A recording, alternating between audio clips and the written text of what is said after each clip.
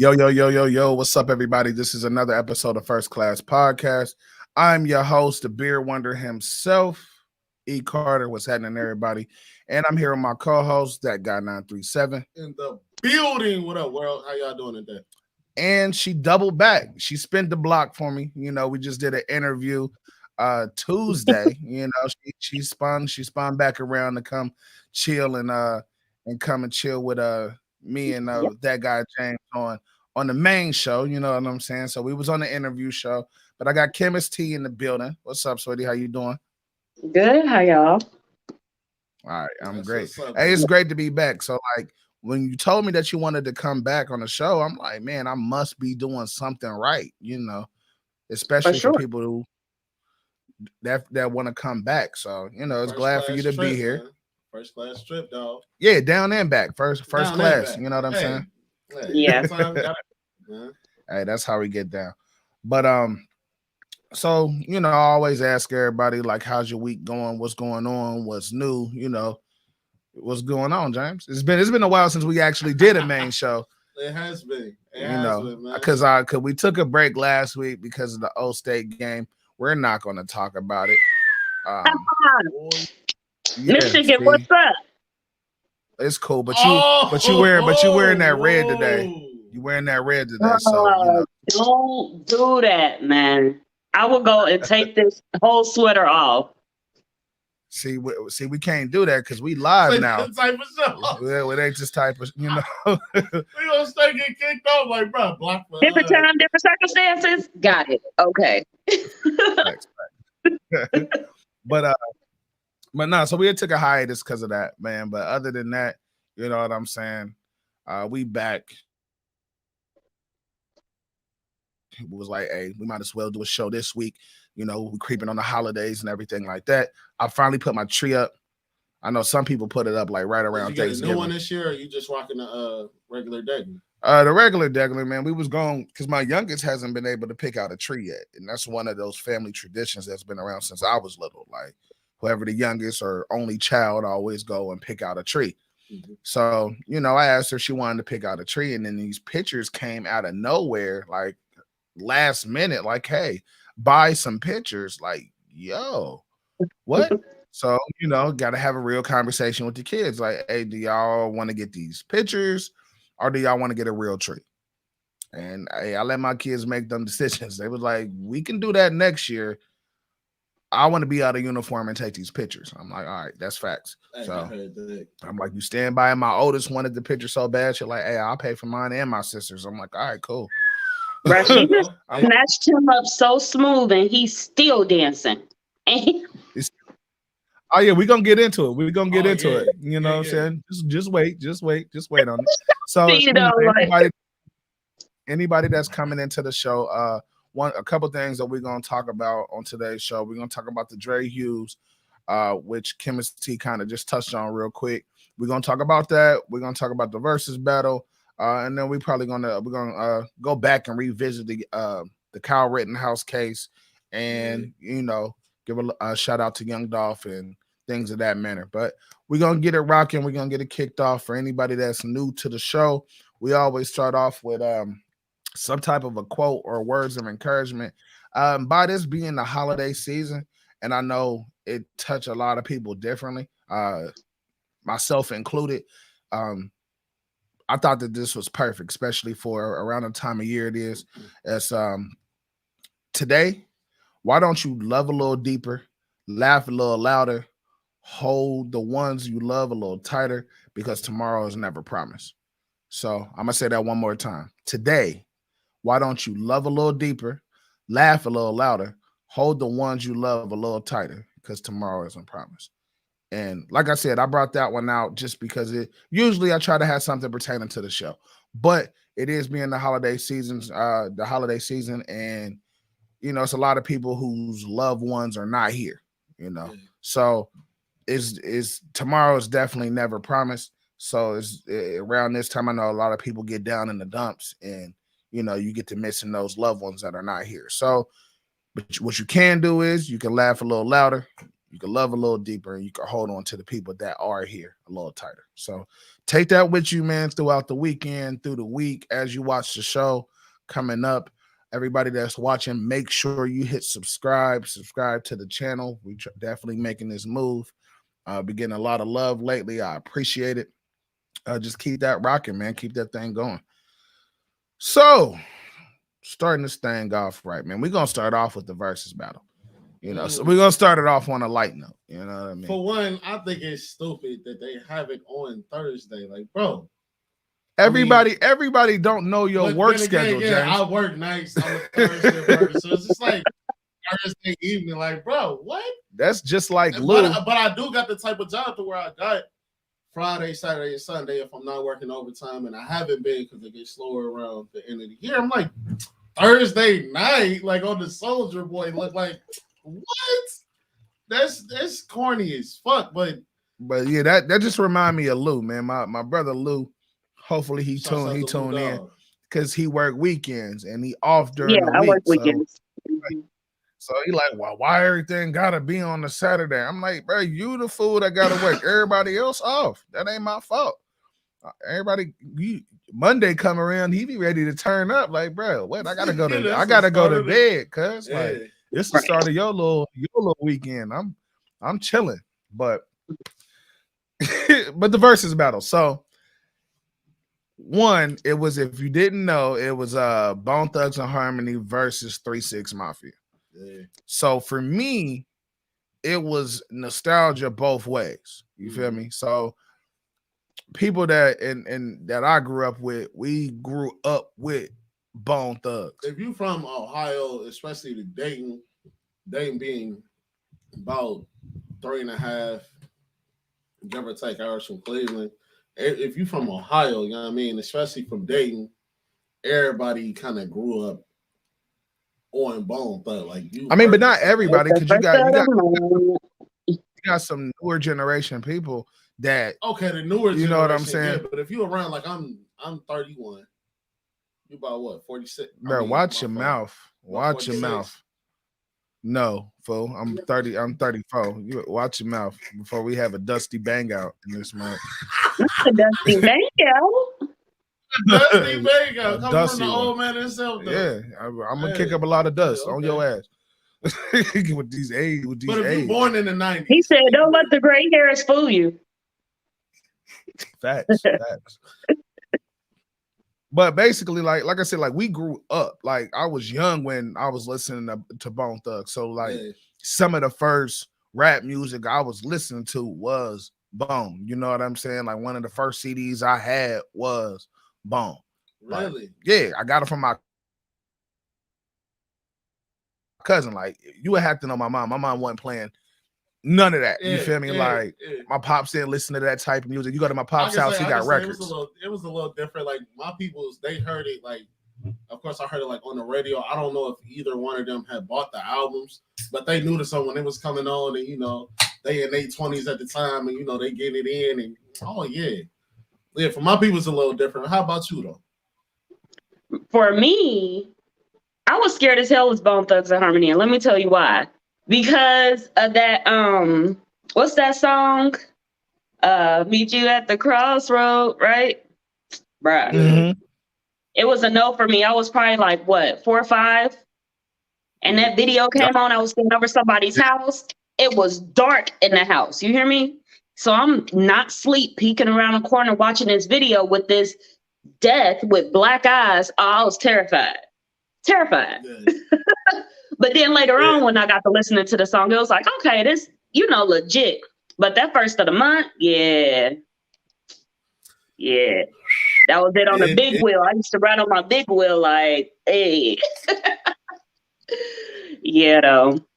Good times. Definitely bring back memories.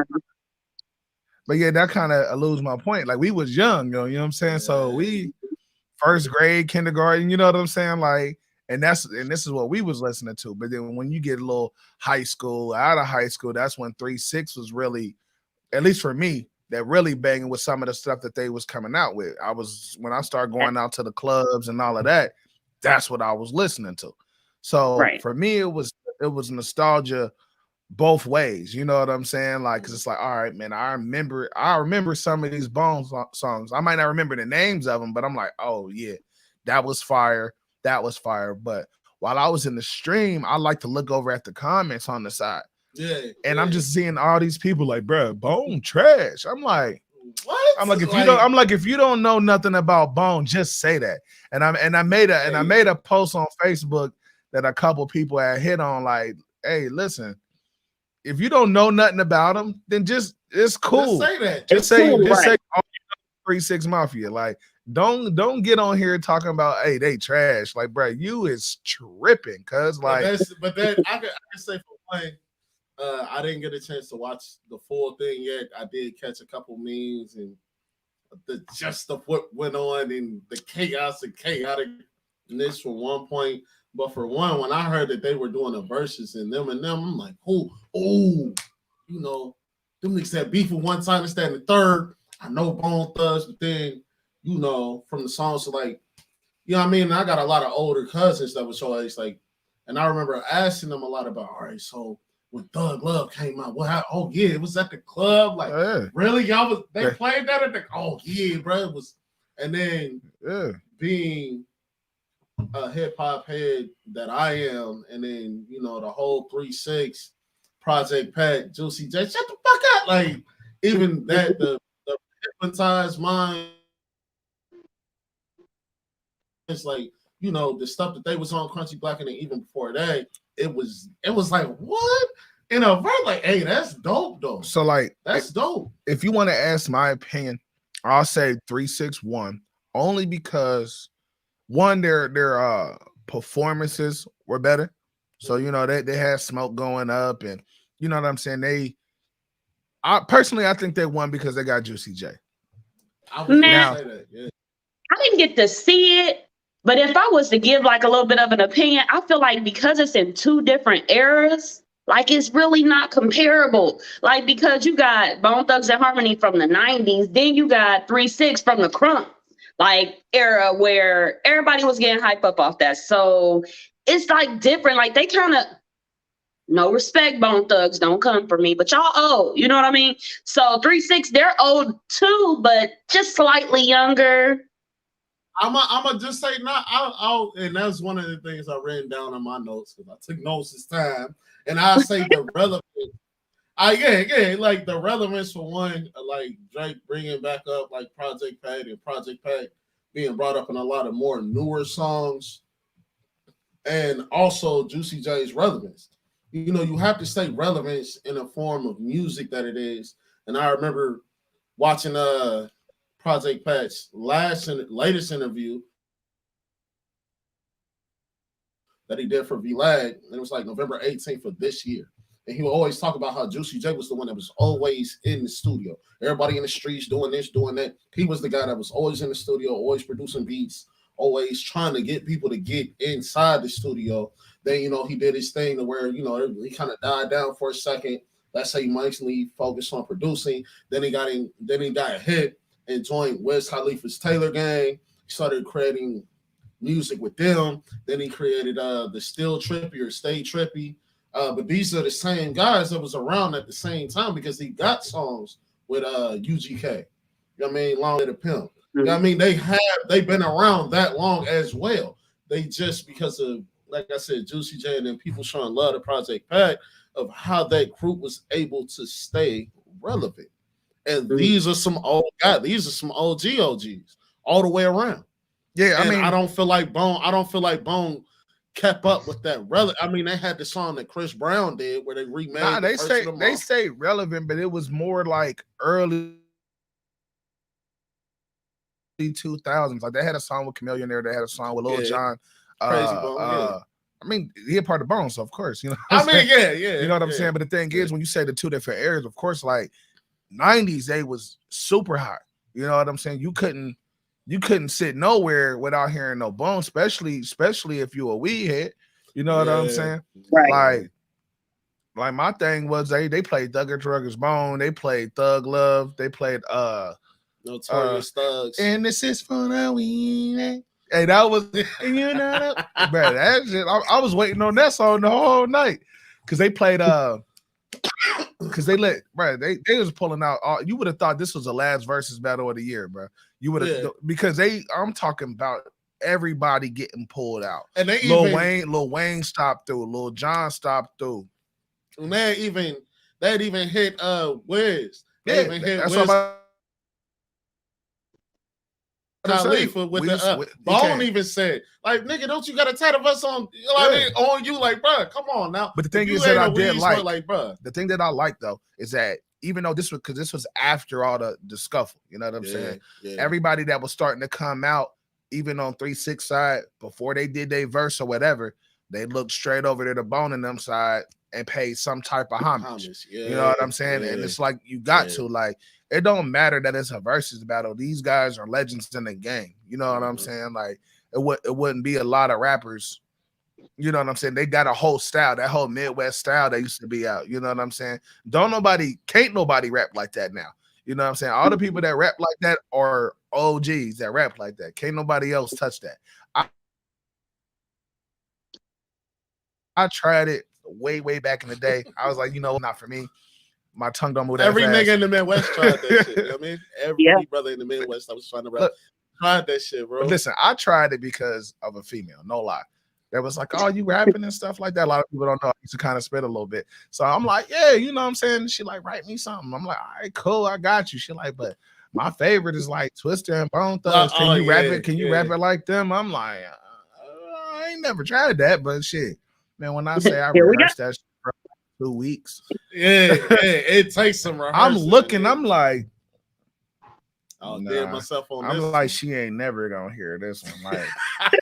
Like, did you ever write that for me? I'm like, I did, but I threw it away. She like, why? I'm like, it was trash. It was trash. She would have loved it. Aww. So, you know, and if anybody know me, I'm not gonna put out nothing trash. You should have though. Yeah, you should have though. Whatever. That could have been your hit song. Right. I got some hit songs that don't nobody know about. That's like, and I still got the CD somewhere, but it got a crack in it, like a major crack. I'm just waiting on like somebody in this generation coming up to be like, oh, cracking your disc, we can bring it back. And I'm like, hey, fix this mug, because I gotta come. I got some stuff that watch both the harmony. I didn't get to watch the verses, right? But what am I seeing about the fighting though? Like, what's that about? Like somebody threw a water bottle? Yes. All right, cool. So I'm gonna run it down. So you know, 3-6 got a bunch of hype songs. You know what I'm saying? They come out with Tear the Club Up and all this. Bone, they start off with some older stuff. You know what I mean? And because it's always a build up in the verses, you know. So they started off with some older stuff, and it's back and forth. You know, everybody talking. It's Bone Thugs and 3-6 Mafia. You know, everybody lit out there. Everybody. So they talking trash. You know what I'm saying? Back and forth. And so the thing was, it started getting busy. Like he like, all right. So he do his set, and then they start mocking him, like mocking the way he, you know, doing his stuff and everything. Yeah. So he like, hey, listen.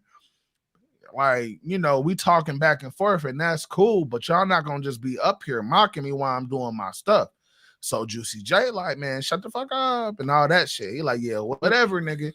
You know what I'm saying? So he's still here like, but still, y'all still gonna respect when I'm doing my thing. And he was like, man, suck my dick.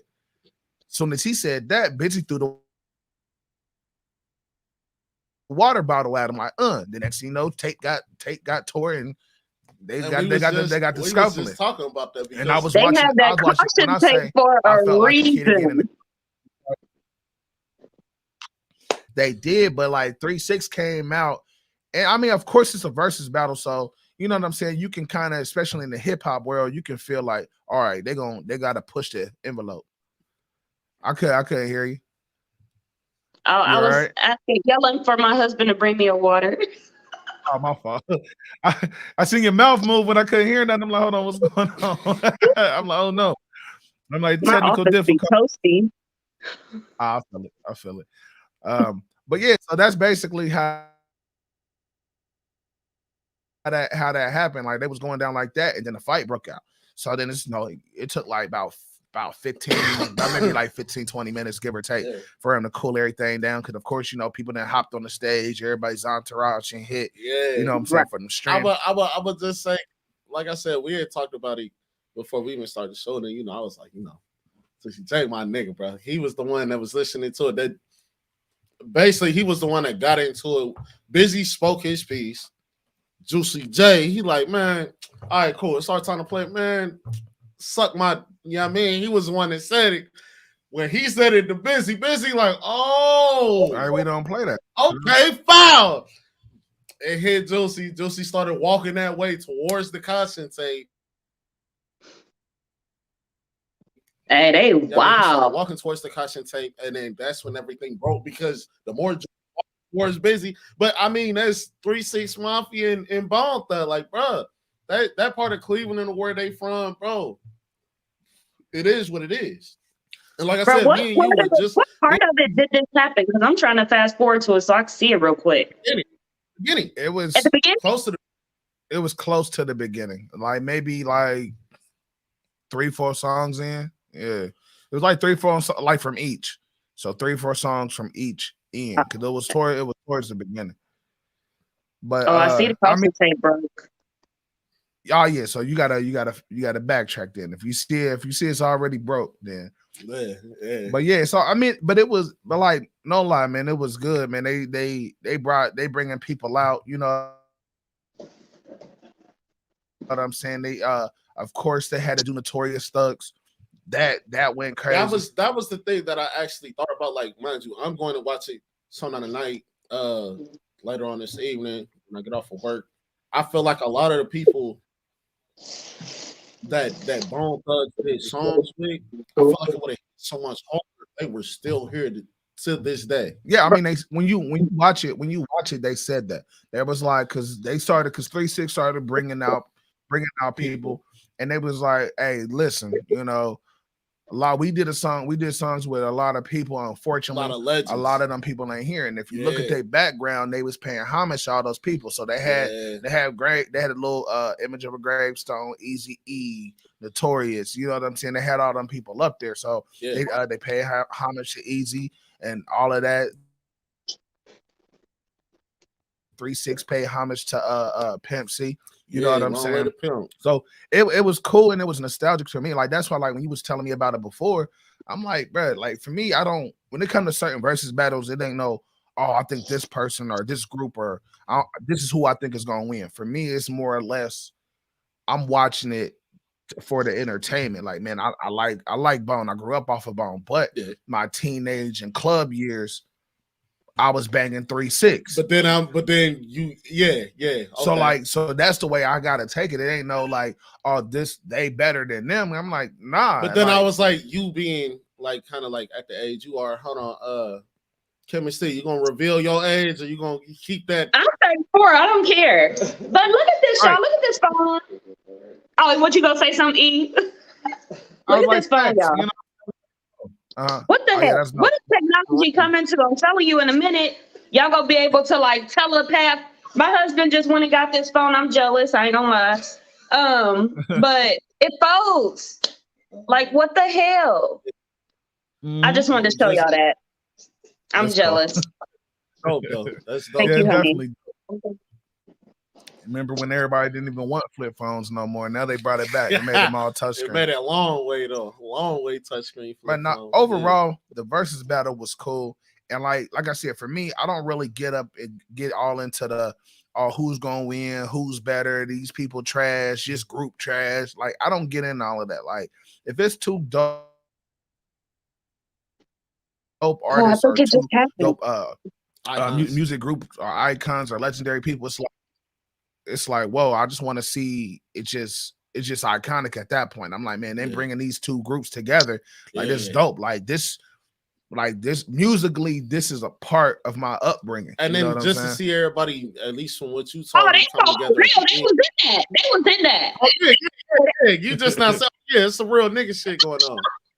Look, this is my first. You want to see my reaction firsthand? This is it. Oh shit! Right. He took that water bottle like, dudes, like they weren't playing. Nah, it was a whole lot of game Them stuff all going on. OGs, but there was a lot of OGs. And they on actually stage. said that later in the show. They're like, man, we picked till Muggs is 50 some odd year. You know what I'm saying? To fight, like, man, we could have fought in our 20s. Like, we could have banged this out years ago. You know what I'm saying? There would have been, actually, in my opinion, that wouldn't have been a good ordeal because they were still young. Just like if you talk to a lot of this is just what they said. They would just like basically after everything subsided, they was trying to, you know what I'm saying, bring the crowd back because you got to think they get paid for this. So if the show get canceled that early because a fight banged out and can't nobody keep their cool after that, everybody lose their bag. Like and don't get me wrong, I think that Bone Thugs probably need that bag more than 3-6 just because of being more relevant. Now, I think 3-6 would be less relevant if it wasn't for Juicy J. Juicy J done been on a lot of projects, and then that's what came out later in the verses is that most of his features and stuff that he had other people featuring on. That's why Wiz came out. That's why Wayne came out. That's why man, somebody else came out. Lil Jon came out on Bone side because people forgot. Yeah. Chameleon there came out. What's up? Okay. Now we had this conversation before about how I really don't be knowing rap music like that. So right, we did. Juicy J, he the one who be like, "Aight," right? No, that's Juice. No. Hell no, that's Juice Man. Oh, that's Juice Man. See what I'm saying? See what I'm saying? Juicy J is the mug, or one of his ad libs be shut the fuck up. He a producer he a producer, but he been on songs with The Weeknd. He done had songs with Wiz. He the one that's more relevant as far as the whole group goes. The whole "I Gotta Stay High" video. He was the first person to spit with the skulls on his shirt. Back Call me the Juice, you know all the stuff. Riding in the car with some bump in the trunk. James, you singing the bar probably. He ain't helping, but that's Juicy J. Like, and I just think because he makes more music than all of them. Then again, actually watching that Project Pet interview, I ain't gonna lie, Juicy was one of the wildest. I'm not gonna lie, like one of the wildest. But that's why whenever you doing whatever you doing, and it's for promotion or you just trying to get your business out there, I feel like that's why it's so important to stay relevant. Shake hands with the little homie, so to speak. Shake hands and get into what they get into. Because in my personal opinion, if he didn't sign that record label with Taylor Gang and get in with Wiz Khalifa, like he wouldn't have had his own marijuana stream. His brain probably would not have even thought about that. Right. You get me on what I'm saying? I'm just staying young and hip, so to speak. Like, see, but that what that helps me think. What I think about when you say that is the fact of just a part of having a brand in general. You know what I'm saying? Everybody who has a brand, no matter what it is, like you got your, you know, you the chemist. You know what I mean? Facts. Right. So as stuff are changing, you have to make that decision. Do you want to change with it? You know what I'm saying? Or do you want to stay the same? Same thing in what we do, James. Is like, all right, I can see how everything is moving. You know what I'm saying? Like when we started this, a lot of stuff was audio. You know what I'm saying? And then it got to the point where it's like, hey, a lot of this stuff is moving. A lot of this stuff is moving more visual. So it's like, hey, man, we got to move with the times if we want to not only stay relevant but get relevant. You know what I'm saying? Yeah. So as far as that, man, big ups to Juicy J on that, was at least staying relevant. And I think with Bone, like, you know, of course we can dig into the documentary and stuff about them, money, producers, stuff like that. But like it wasn't crazy Bone, bro. I be getting them fools mixed up. I want to say it was Flesh Bone. No, it was one of them. Anyway, Flesh Bone was the bigger one. Yeah, so it wasn't Flesh Bone, man. The Lazy, thank you. It was Lazy Bone. Lazy Bone was the one in the middle, mediating, doing the extra talking. Like he was the one that, like, you can tell out of the group, he the one with the cooler head, level head. You feel me? Everybody know if you hip to Bone. Everybody know Busy the one that you got to be like, hey, bro, are you good? Are you chill? Like, of course, every man group, girl group. I'm talking about not celebrities. I'm just talking about groups in general. Everybody got that one. That's the as far as females go, you got the mom in the group. You know what I'm saying? Yeah. But then you got the hothead in the group. Then you got the Ninja Turtles and all that. You know what I'm saying? Whenever there's a group, there's that one member that you gotta be like, hey, bro, chill. So like he left after all of that. He went backstage for like 3-4 songs, and then he came back like, hey, listen, you know. He eventually a couple more songs that came out, and then he, you know, like, hey, listen, my bad, y'all. You know what I'm saying? Let's get this money. Da da da da da. Yeah. Who I don't know who Merculus is. Somebody we had a comment that said Merculus can rap like Bone. I'll pull it up real quick so everybody can see. I have no idea Merculus? Who that is. I mean, but 3-6 had a lot of members. Some know. of them that even passed, like DJ Infamous. Hey, so real quick for I do want to put this out there because for some reason the way this is Merculus. Oh yeah, she got the tech up. You know what I mean? Yeah, I have no idea who that guy is. Never seen him a day in my life, but he looks very scary, like he really about that life. But for anybody that's commenting and stuff like that, when you comment, like drop your name because all the stuff just say Facebook user. Facebook user. So you know, unless you want to stay anonymous, and that's cool. But drop your name so I can see. And got Puppy in here. There you go. But it just said look him up on YouTube. He even did a song. He even did a song with him. So but even I'm gonna check him out. Even did like I'm not gonna say like, bro. Shouts out to both of them OGs. Shouts out to 3-6 and all the work they put in, and Bone Thugs for all the work they put in. Too real because I'm a hip hop head. Like that's cool. Like you don't know about such and such. Like nah, but I do know about this. Like this came up with my upbringing. Both of them. You feel me? I'm so R&B head. I'm an old school head, like, cause I'm from Detroit. So growing up with the old heads, like we was old school all day, like all day. And then you know the hip hop era came along, but it was still old school. Yeah, right. I got one of his songs for Kanye West with. Y'all want to hear it? Got to worry about it. Nah, we're looking up on our time. Yeah. I'll go back and look that up later. Okay, now he popped in. There you go, man. It was my man Aaron, man. All right, cool. Nah, my man Aaron Montgomery. I'll pull him up right there. Bow, my guy. There you go. That was him on the Hi, Aaron. What up, dog? Thanks for tuning in, my G. But yeah, man. Long story short, man, the verses was cool. If you checked it out. You know what I'm saying? You know, you probably feel just how I feel. Now, if you didn't get a chance to check it out, you're going to end up feeling how I'm feeling. You know what I mean? Like, oh my God. I can't wait to sit down. Especially towards the end. Now, if you didn't really grow up with Bone, them first 5 songs might be kind of hit or miss for you. You know what I'm saying? But like I said, for me, it was just a nostalgic feeling all the way through.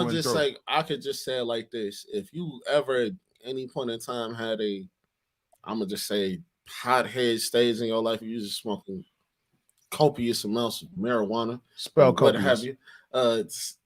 Bro, this ain't no spelling bee. I started too though. When you call me COPS. Copious. Like, look, when you started to do that, like, bro, Bone Thugs, like, bro, they were kind of pioneers in that whole. I ain't gonna say Cypress Hill because I don't know. I didn't really dig that much into like who came out first or whatever, but yeah, most definitely. They're definitely some icons. They're definitely most legends definitely in the rap game, and you know, shout out to the OH. IO, you know what I mean, on that stage.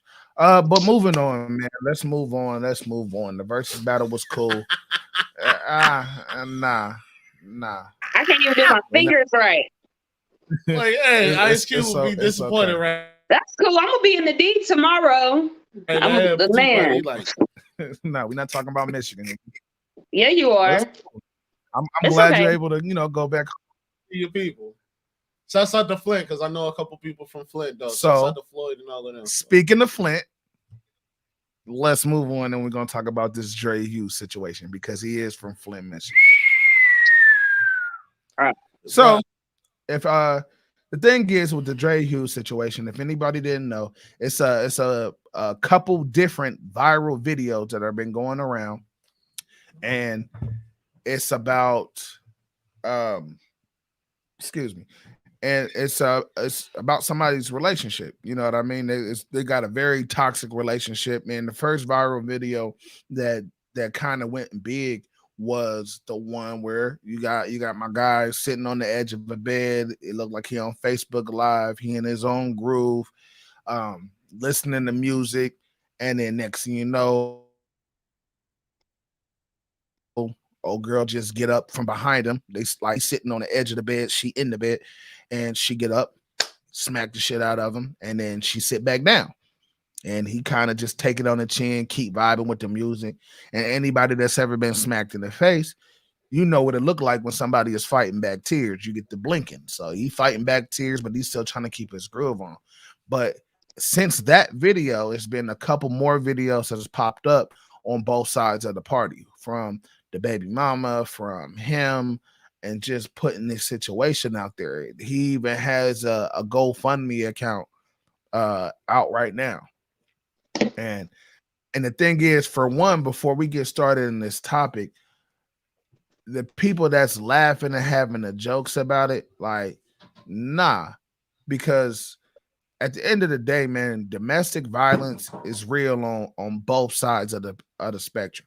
You know what I'm For saying? sure. Now, and the video itself, me personally, it was triggering for me, even though I've never been in that type of situation.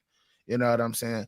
I've never been in that situation where I was getting smacked on, or you know what I'm saying, and couldn't help myself or anything like that. So, but for all the people making jokes and making light of this situation, come on, like let's grow up a little bit.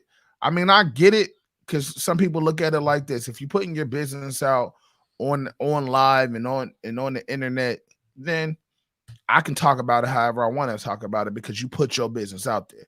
I'm not in your business. You presented your business. So however I view it, then that's how I view it.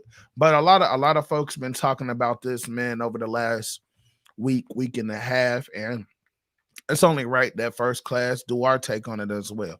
So that guy James, how you how first? yeah. Cause like I told you, I can go across this conversation a couple different ways, but I just kind of want to see where y'all kind of want to take it, cause you familiar with it.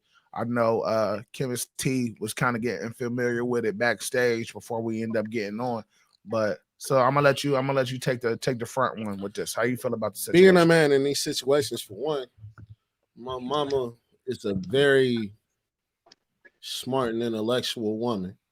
And one thing she always told me, if you ever, and I might, she always had to say it twice, and she really meant it. If you're ever in a situation to where you want to put your hands on her, leave that situation. And that's her talking to me, being a young boy, because a lot of us in the black community, like growing up back in the day, I can speak for myself rather. Um, there have been some form of domestic violence or domestic situations happening. And that's one thing she always told me. You being a man, if you ever feel like you about to put your hands on this woman, excommunicate or leave that situation. Why? Because 9 times out of 10, when the police get called, it's not going to go good for you. Flat out, period. So even listening to a bit of her rebuttal video and everything I have listened to, and even the GoFundMe, for him to start a GoFundMe, I got real shaky when I seen that, because they could split this all together in the end and him still being cool with that. She was saying he put her through a lot of mental anguish, and even that's not an excuse for any of that. I mean, if you really being done dirty and this, that, and the third, leave that situation. You still choosing to be in that situation, and you getting smacked on like that. Because I also thought of the baby in his situation with his latest kid's mom. And the way he called the police on her, side chick or whatever, mentally, you could say he took her there, so to speak. Yeah, we done did all this, I done spent all this money, we done had all these good times. You get pregnant, yeah, she just my side. That was poor timing on his thing, but once again, he called the police when he seen it getting there. If he would have put his hands on her, it would have been shown, and then your career is basically that's just the way I'm looking at it. Bro, leave the situation, my nigga. Leave the situation. My thing is, like I said, I did some further research on it, and my man, he had a video about that. He said everybody hitting me up talking about leave and do this and do this and do this. He like, but bro, y'all not in my situation. Now, coming from me just being a brother and seeing different brothers that I didn't, grew up with, been around, go through baby mama drama. I kind of went through my share back in the G, but nothing to this type of extent or any big type of extent. But he's looking like, hey, look, man, I gotta be. If I'm not here for my kids, who's gonna be here? You. Now, you let me finish, G. Because did you see the remainder of the video? I didn't need to see it. So the reason I put it like this, I've seen friends. I've seen people that I grew up with, people that I consider brothers, people that I consider friends, go through different situations with their baby mamas. And on the outside, me being on the outside in, it's easy for me to be like, hey, bro, just do this. And every single time I say it, their first response back to me is like, bro, it's not as simple as what you're telling me, bro. I can't just do this because bang, bang, bang. You don't know her. You don't know this. You don't know this. All you're seeing is what I'm giving you or what I'm telling you. But my thing is that in this situation, it's domestic violence, right? And not only just in this case, but in plenty of different cases, I see where females are putting their hands on a man. Boom, hard though, not no goofy plan. No, I'm talking about haul back, smacking, headlocks, punching in the face, breaking games, taking your Xbox, throwing it out the window, PS5, throwing it in the bathtub, throwing it in the pool, rolling. Hold on, real quick, rolling. You know what I'm saying? Messing up your clothes, cutting up your shoes, messing up your car. Now the thing is, if this scenario was flipped, if it was flipped, then it's oh my god, jail. Yeah, I can't. No, oh my god, the dude from the NFL. Zach Stacy. Yeah, but not even just him. It's another case that's out here. We talked about on the 4-3 podcast. Shout out to my man Scoots Bronson, Estelle Foster, JD Siege. Shout out to y'all. You know what I'm saying? I know my brothers is watching, even if y'all ain't on it today. JD was on earlier. But we talked about that with Dalvin Cook, and some of these athletes get into these situations, but it's about bread at that point. Now, right now, what we're looking at regular folks, ordinary people. John Legend. You know what I'm saying?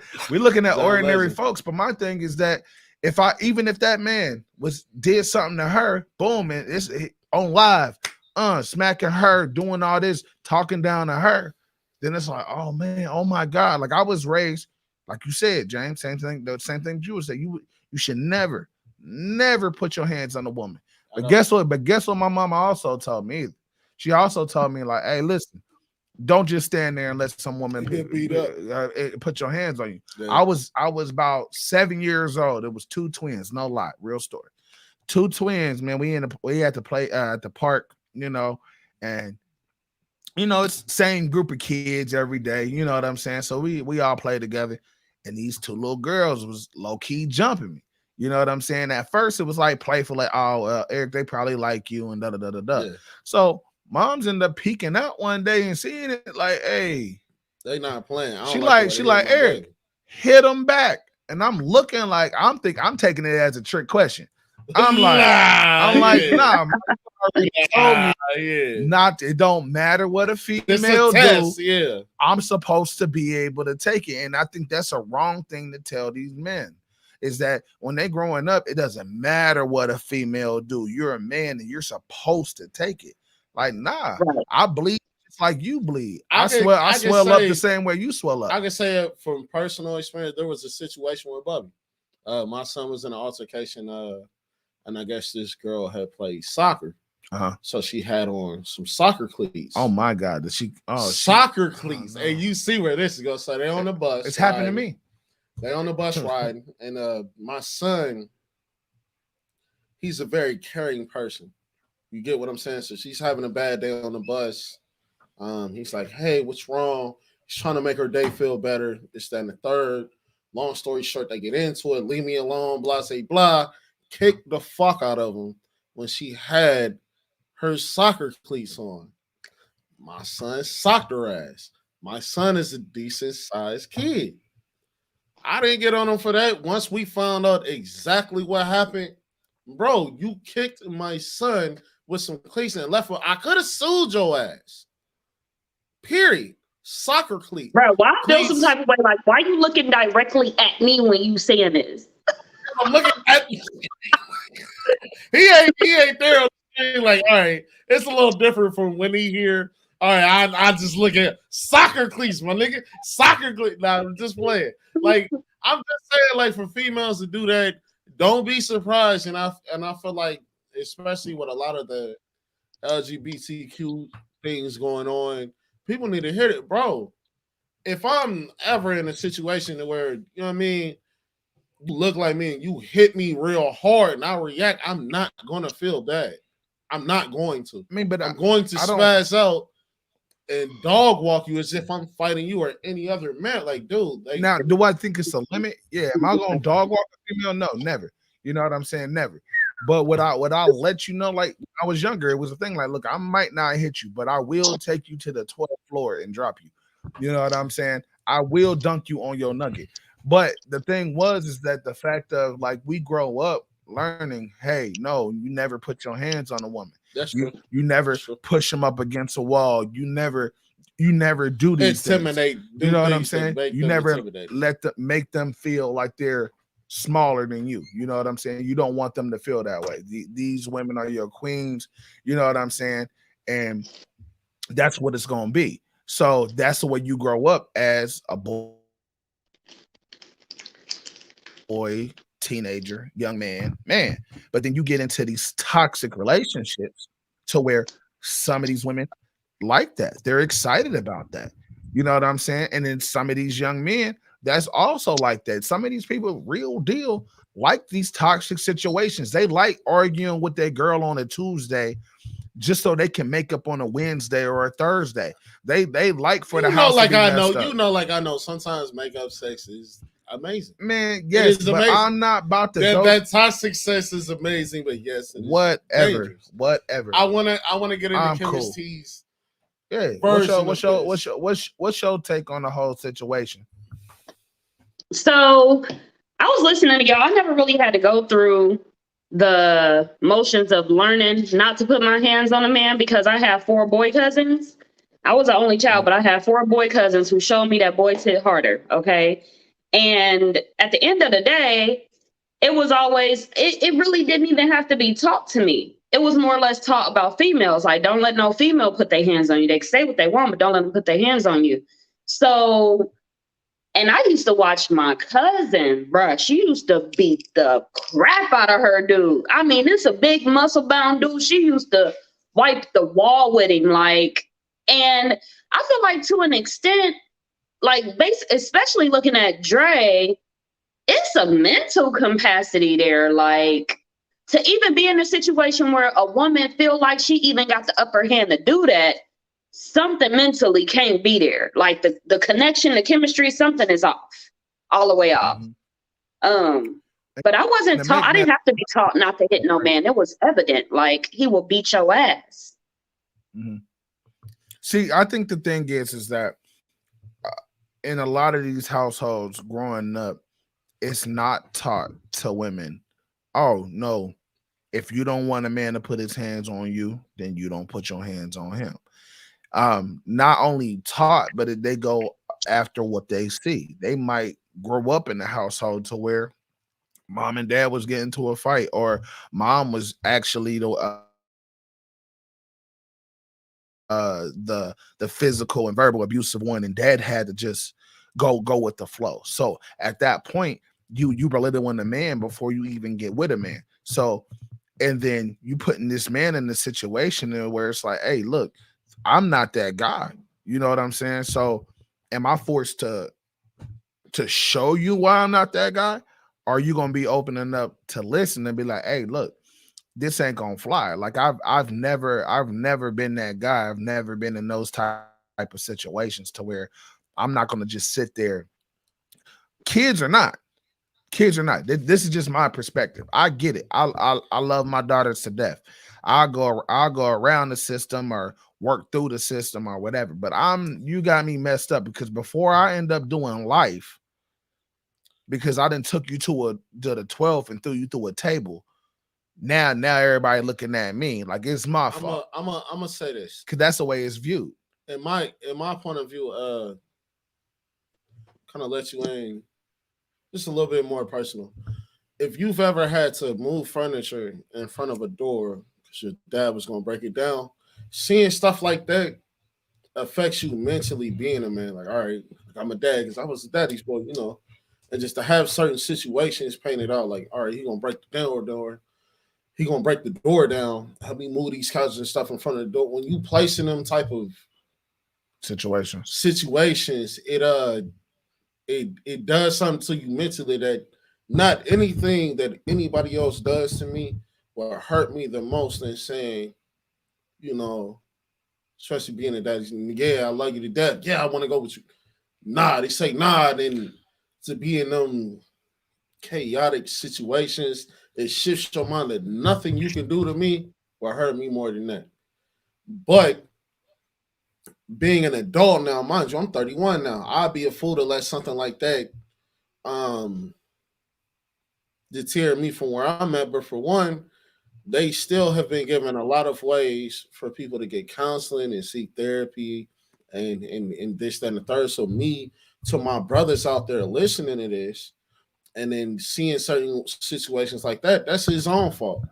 That's his own fault for keeping himself in it. Yes, every man, every good dad or a dad that cares about his children wants to be there. There are different ways around that. I mean, if you're still going there, let's say there is a mental block, then you need to have some middle friends. Let's say you have a lot of male friends, but sometimes it's a female friend to get you up out of that. I have a lot of female friends that have been through situations like that. He beat me, this, that, and the third. The only thing I can do being your male friend, I'm not your man. I'm not your man to be, but I am your male friend. Get away from that. You need to get your kids and this, that, and the third, and the kids is involved, and you need a way to get your kids out of that situation safely. Cool. Call me at any time, my nigga. I'm gonna be there. So at that same reference, that any female that's going through the same situation that's not leaving, it's her fault, correct? Yeah, basically. I mean, because eventually me calling you a friend is okay, cool. You still, because me having a daughter, I actually thought about that. What if my daughter, the same way my sister's been in a couple of incidents, nothing to that magnitude, but I'm saying me having a daughter, if you get hooked up with an abusive man, the way I had to describe to me is, okay, let's say he dog walks her, does this and that from an argument or whatever the case may be. Why would I risk spending my freedom and my time and risk what I have going on just to go to prison or go to jail or whatever the case may be? And then if he's still living, you go back with him. I'm locked up and you still with him. That's stupid. Well, you have to make that decision in your head. Facts on what you're saying, because I've definitely told female friends this before. I've never actually had to be involved with any of these type, but everybody who knows me, female friends, cousins, nieces, I don't let them all know. If you call me, I'll be there. Now, if you go back, don't call me again. Exactly. You know what I'm saying? You get one time only. Now, when it comes to my nieces and my daughter, it probably won't. You're not gonna get the chance to go back because I'm gonna do that. I'll do that time. You know what I'm saying? I'll do that time, and I expect you to put money on my books.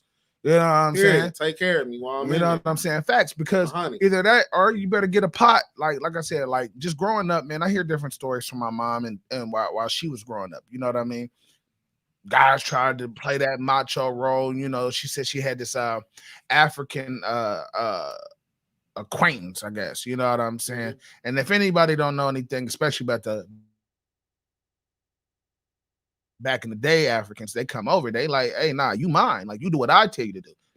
She like, hey, this is America, cuz like it don't work like that. So, back in the day, they used to wear them. My mom was a short girl. She used to wear them 6, 8-inch, 10-inch joints. You feel me? Yeah. Man, when my mom told me what she did to that man, but he was pressing on her. She was like, he ain't never want to come around. He was scared. He seen her in public and took off, went the other way. Like, nah, she's crazy. And I tell my daughters and my nieces that too. Like, hey, sometimes you got to play a little crazy. If somebody trying to put their hands on you, you have to prove a point to let them know that that's not gonna happen. You know what I'm saying? It's not gonna happen. I don't care if you got. It's a fine line. Yeah, I mean, what's your fine line? What's your take? What you the fine, because at the end of the day, I ain't put my hands on nobody. And I'm not getting no hands put on me, but when you're raised, like you were saying, in a certain capacity, it's almost like you can't even help it.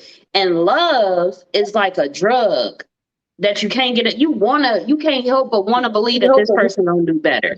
You know what I mean? So I don't feel like it be the woman's fault. Like, it's purely the man's fault or the woman's fault or whoever's doing the abusing, period. The person who is receiving the abuse is the victim at all times, because that mind is a powerful thing. Like, I know a situation right now where somebody is so manipulative and so like somebody was so in love with them that they convinced them to kill themselves without even touching them. You know what I mean? So I really feel like regardless if they keep going back, they're a victim of the mental abuse, because it's not just the physical abuse, it's the mental part too that still got you stuck. And until you really can find a capacity to until you really can find somebody who's like, I'm gonna take you under my wing and like really help you, but you gotta want to help yourself. It ain't gonna work. You gonna keep going back, because that mental part is way more stronger than him just slapping you.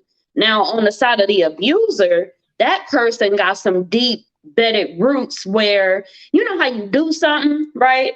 And you get off with it and you be like, damn, I can do that again. Steal candy from the candy store, you get it off. I'm gonna go back and do that again. Oh shit, I just slapped this bitch. And I apologized and I said, I'm sorry and I love you. And she came back. Guess what? If I feel in the mood, or if I'm drinking, abusing some type of drug, I'm going to do it again. You know what I mean? So I just really think it takes for at least one party to be strong enough to leave, or want to be in a relationship so bad that they want to help each other. But I don't know. I think it's an addictive act. I really think that abuse is an addictive act. I do. I think it releases an adrenaline in people that is either it's control, manipulation, or whatever it is, but it's a mental problem more than physical. That's my take on it. That's why I like to push just people going to therapy. Like, I'm not gonna lie, I ain't gonna say, you know what I mean, like the closest thing we had to like situations like this was what the Chris Brown and Rihanna situation. And then when you get to that, then you get to two different sides. Was she been putting her hands on him, and this stuff? It was just some real toxic shit going on, and then the shit boiled over, and it got caught on tape. Do you get what I'm saying? If that situation is never, I never seen it neither. But then again, if you got that much money, you'll make sure nobody needs to see that. Right? Yeah. There was a tape because I was around when that shit was going. I was fully competent and fully grown to where there was a tape where you could see them fighting in the car to a certain extent. All of that shit is because it was somebody recording. Like Chris Brown said it because he had can't remember where he did the interview at, but it was an interview. He was like, man, all of this stuff is going on. By the time they then popped out the car, he looked over, somebody over there recording. But the thing is when you're a celebrity, all of that, anything and everything you do, it's going to be on watch. And, so no, I'm not giving you no money. But that's the dude. I'm not giving you no motherfucking money. No, but the thing is, it is two sides to every story. Because I've listened to a little bit of her side. I don't like listening to her side because I don't like the way she talk. And that might sound petty as far as research side, but whatever.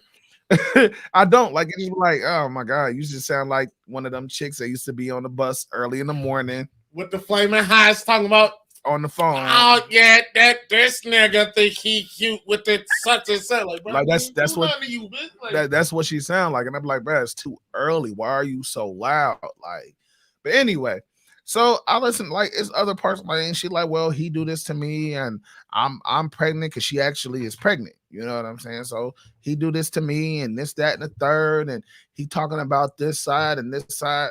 Like, I get it, but at the same time, man, we see videos of you, my man. Like, we don't know what happened before he started singing. They could have been in a full blown just argument. Smart enough to record. You know what I'm saying? He's sitting there chilling, boom, get smacked. Then he got another video. It's a bite mark about this big on the inside of his arm. You know what I'm saying?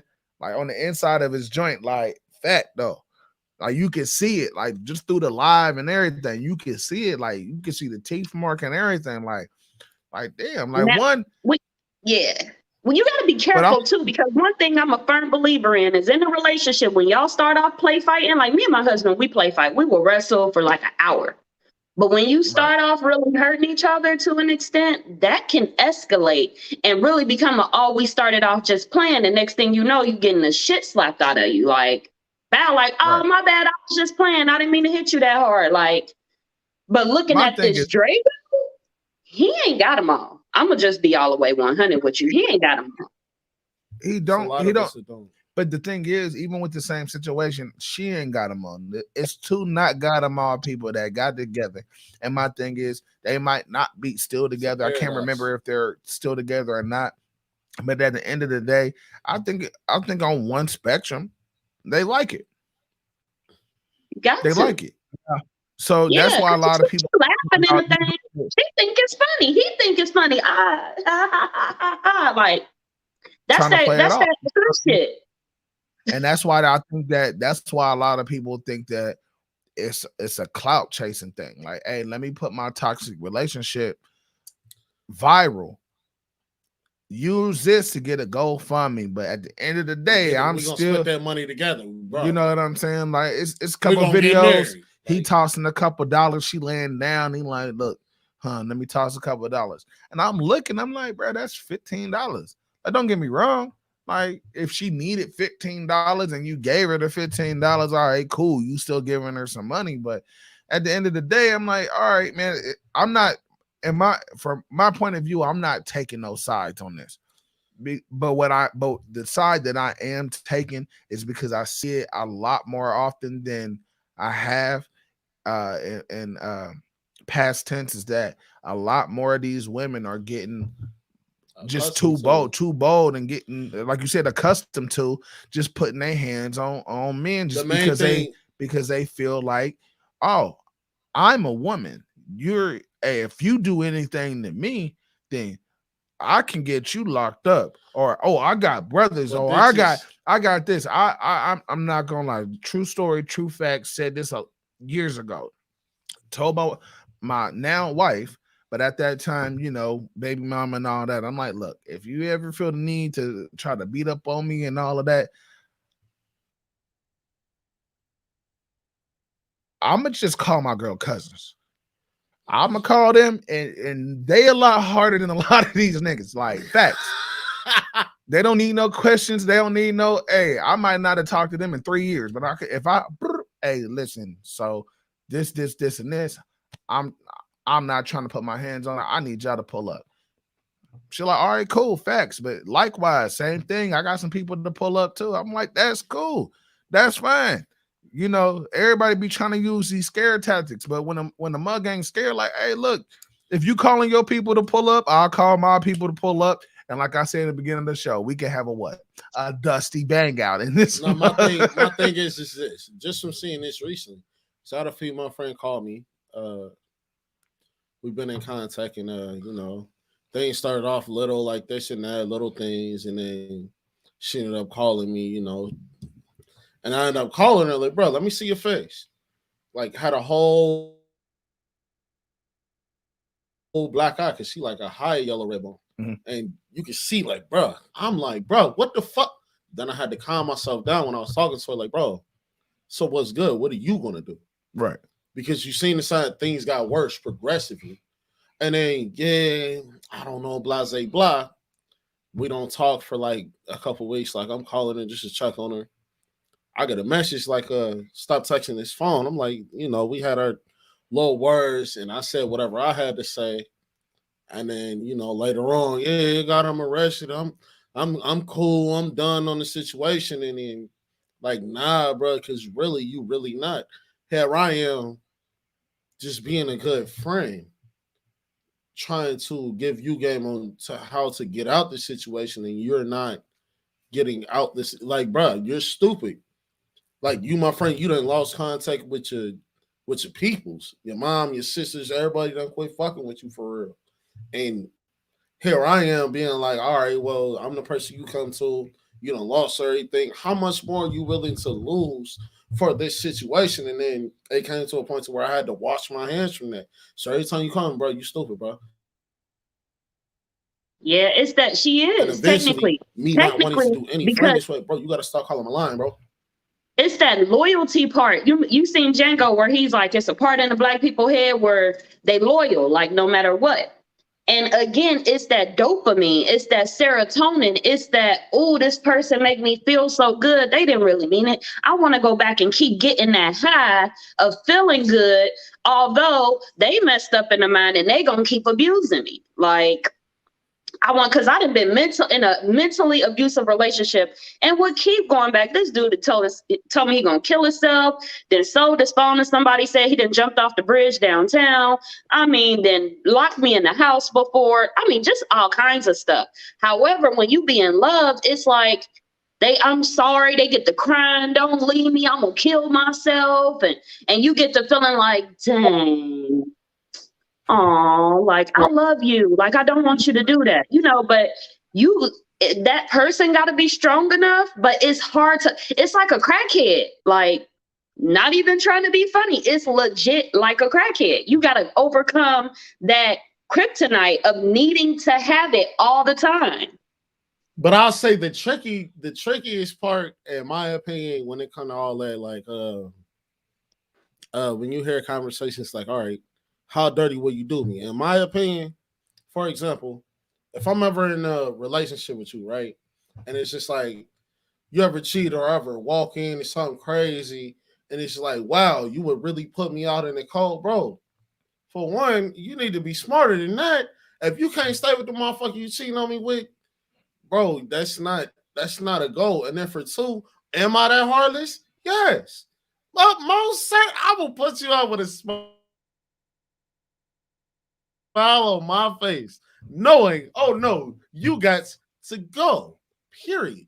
And I'm not. There is nothing else to talk about. Look, things are about to get physical, and you telling me I'm gonna sacrifice everything that I've worked hard for and stayed out of trouble and this stuff for you? No. But what we all kind of touched on at some point in time in this conversation, it's a mental standpoint. You know what I'm saying? Like, yeah, it's easy. It's easy for us to say that right now because we're all at a mental capacity to where it's like, nah, I'm cool. You know what I'm saying? But it's certain individuals and certain people that haven't crossed that threshold yet.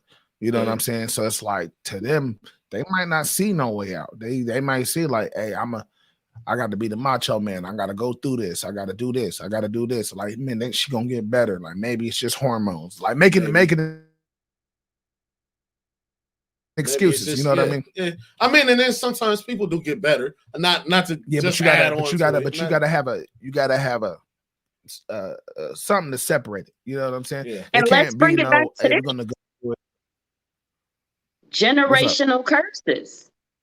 Because that mental capacity, that mental disability came from you seeing that from somewhere, whether you was hugging your mama for getting beat up or whether you was screaming, daddy, don't leave, from your mama beating up your daddy. At some point, something triggered you when you was a child that had you grow up thinking that something about this is okay. Or if somebody taking care of you at a certain capacity, somebody like, you need to sit there and take that, because you getting all this stuff you ain't never had. Like, it really come down to generational curses, how somebody was raised, or lack thereof, not having nothing and feeling like this is all you got.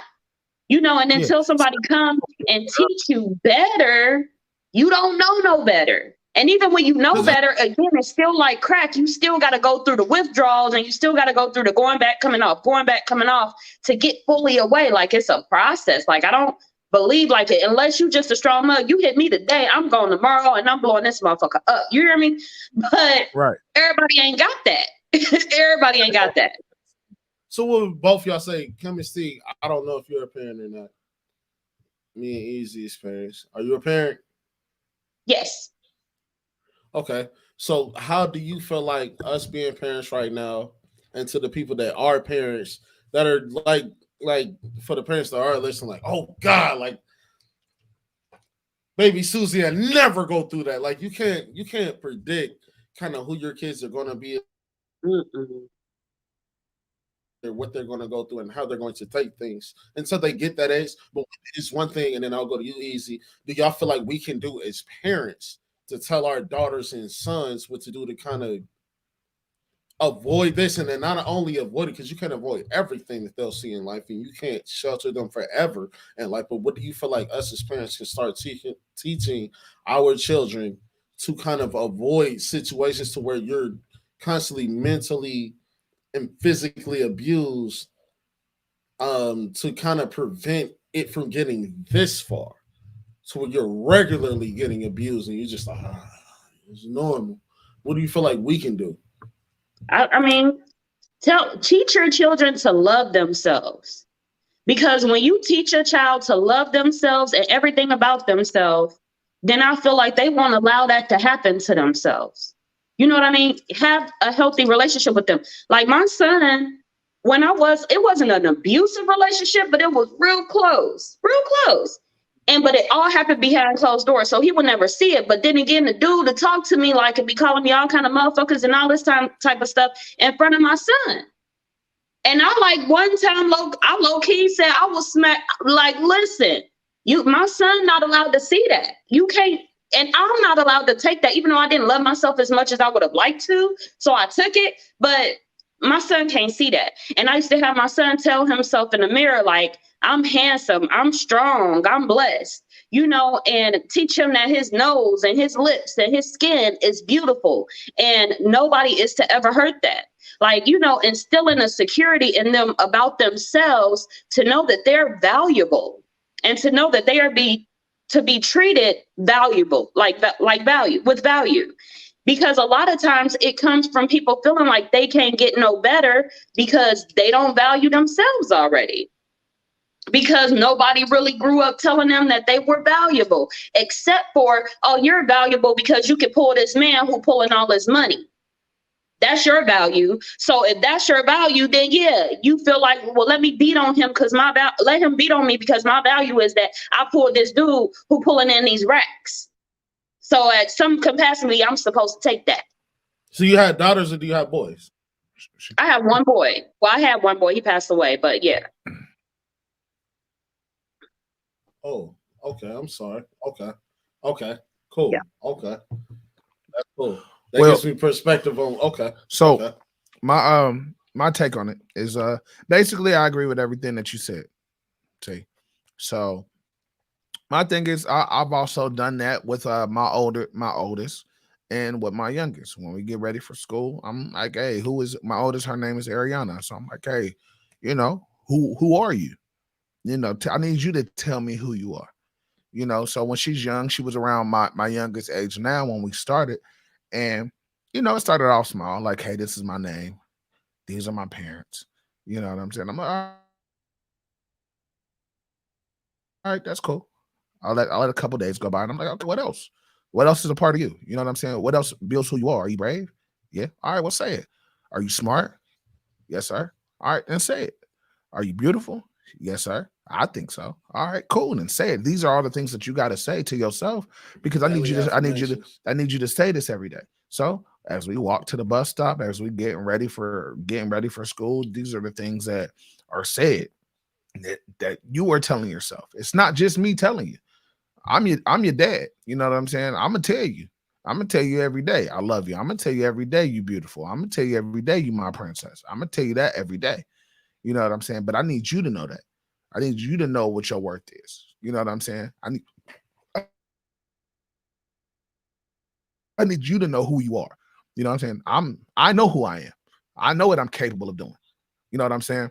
I need you to understand what you're capable of doing. And as far as doing something to try to prevent, it's mostly love, but it's also learning how to handle anger. You know, we always preach, hey, you know, we have to push love. The more love we push, you know, then this other stuff won't happen. And I don't think that's always the case, because you can preach love, but if a person does, not even just a child, but if a person doesn't know how to deal with their anger, then that's when some of these, like, yeah, you could have been raised off of love, and then next thing you know, you one of them people where now your family members and friends is looking at you like, man, when did you become this person? You don't know how to do And you know, like, when did you become this person? Now you sitting there like, man, I've always been this person. I've always had displaced anger. You know what I'm saying? And I tell people that all the time, like matter of fact, James, you know what I'm saying? It's been many conversations me and you that had, and you like, bro, how the hell do you remain so calm in certain situations? Because I can't afford to have displaced anger. I can't. I've had it build up when I was younger. I had it build up when I was a teenager, and it's like I had stuff. You know what I'm saying? Little do people know I was in therapy as a kid, but at the same time, it's like, man, ain't nothing wrong with him. Like, he just bored. You know what I'm saying? For the therapy that I had to take, like, they tried to figure it was like, man, he just ain't doing nothing. Like, bro, I was just bored. Like, bro. I'm just bored. Like, you're not keeping my attention long enough for me to pay attention to what you're doing. Like, no. So I'm a pimp off. Like, I'm about to get focused on something that's catching my attention. But the thing is that's one of the reasons why I play sports. That's one of the reasons why I lifted weights and worked out and play video games and all of this. And I'm bringing it back to the video game one time because these women right now are trashing people's games. And it was one, I seen it on TikTok when I seen it. With the 5, don't tell me. No, not that one. It was a white guy, and she messed up his game, and she come in, she recording him like, yeah, I messed up your game, and he like, why? Like, he was playing. She came in, trashed it, and he just sitting there like, why? And she like, because you pay the game more attention than me. She like, I'm all you have. He was like, no, that's all I have. That's all I have. And no, but for real facts. Yeah, that's all I got. You know what I'm saying? And the thing is, from everything. No, because and what a lot of women, I'm not gonna say everyone, but a lot of women don't understand. Not even just a gamer, but it's just like, if you're not getting all the attention from your guy, a man still needs a release just like a woman do. But you can come in happy go lucky, ready to see your girl and be like, hey, what up, babe? Be touchy feely, all of that. If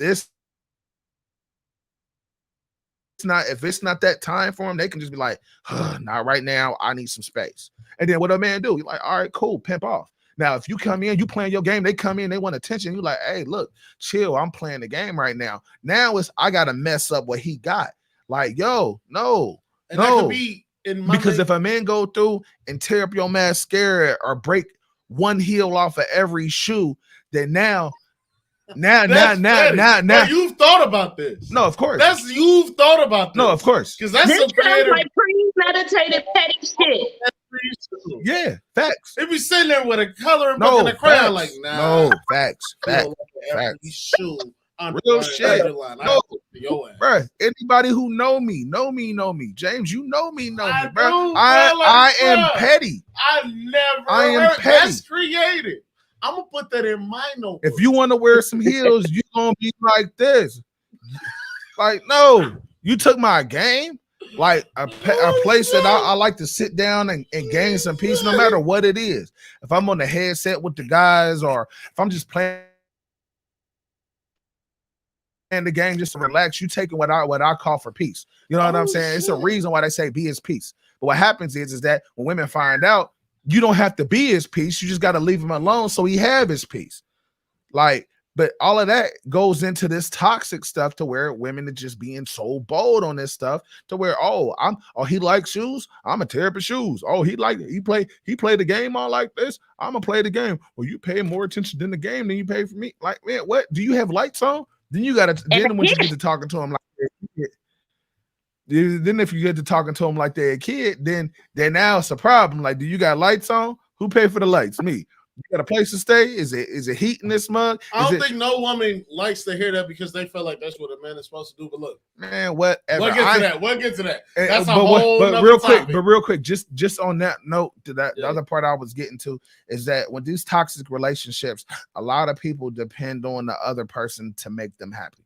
And even though we all know Will and Jada is not that relationship we thought it was. Gems. Will has been. But one thing that he dropped a couple of years ago that stuck to, and I was like, bro, he's speaking facts. Is the fact that it's not my job to make you happy. Mm-hmm. It's your job to make yourself happy. Your happiness, my happiness. Then we can bring it together. Be happy together and do what we're gonna do. Yeah. Like, and I feel that, and a lot of these people are in these.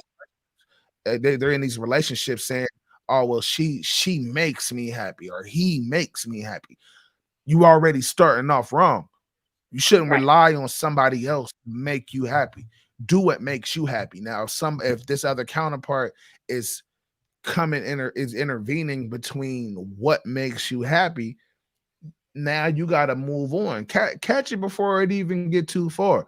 You know what I'm saying? Sometimes you get emotionally involved. You have kids with folks and you think like, hey, this is all I got. This is all I need. Nah, get back to what makes you happy.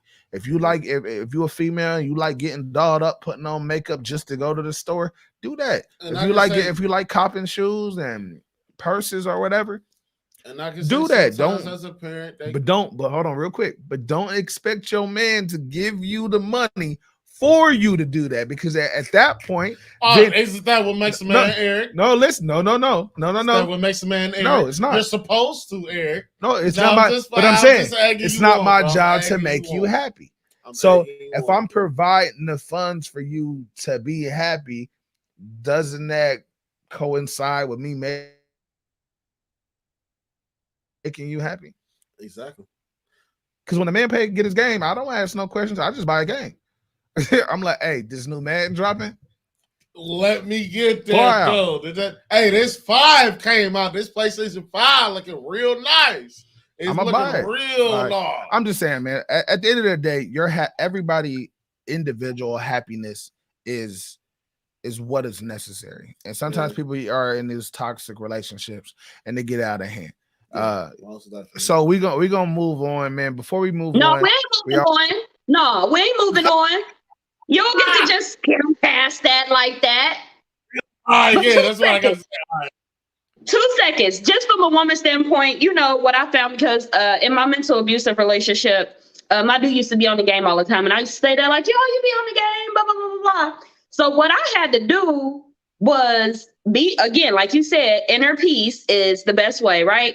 But I had to find things that made him happier than that game. And what make a man happier than that game? Head.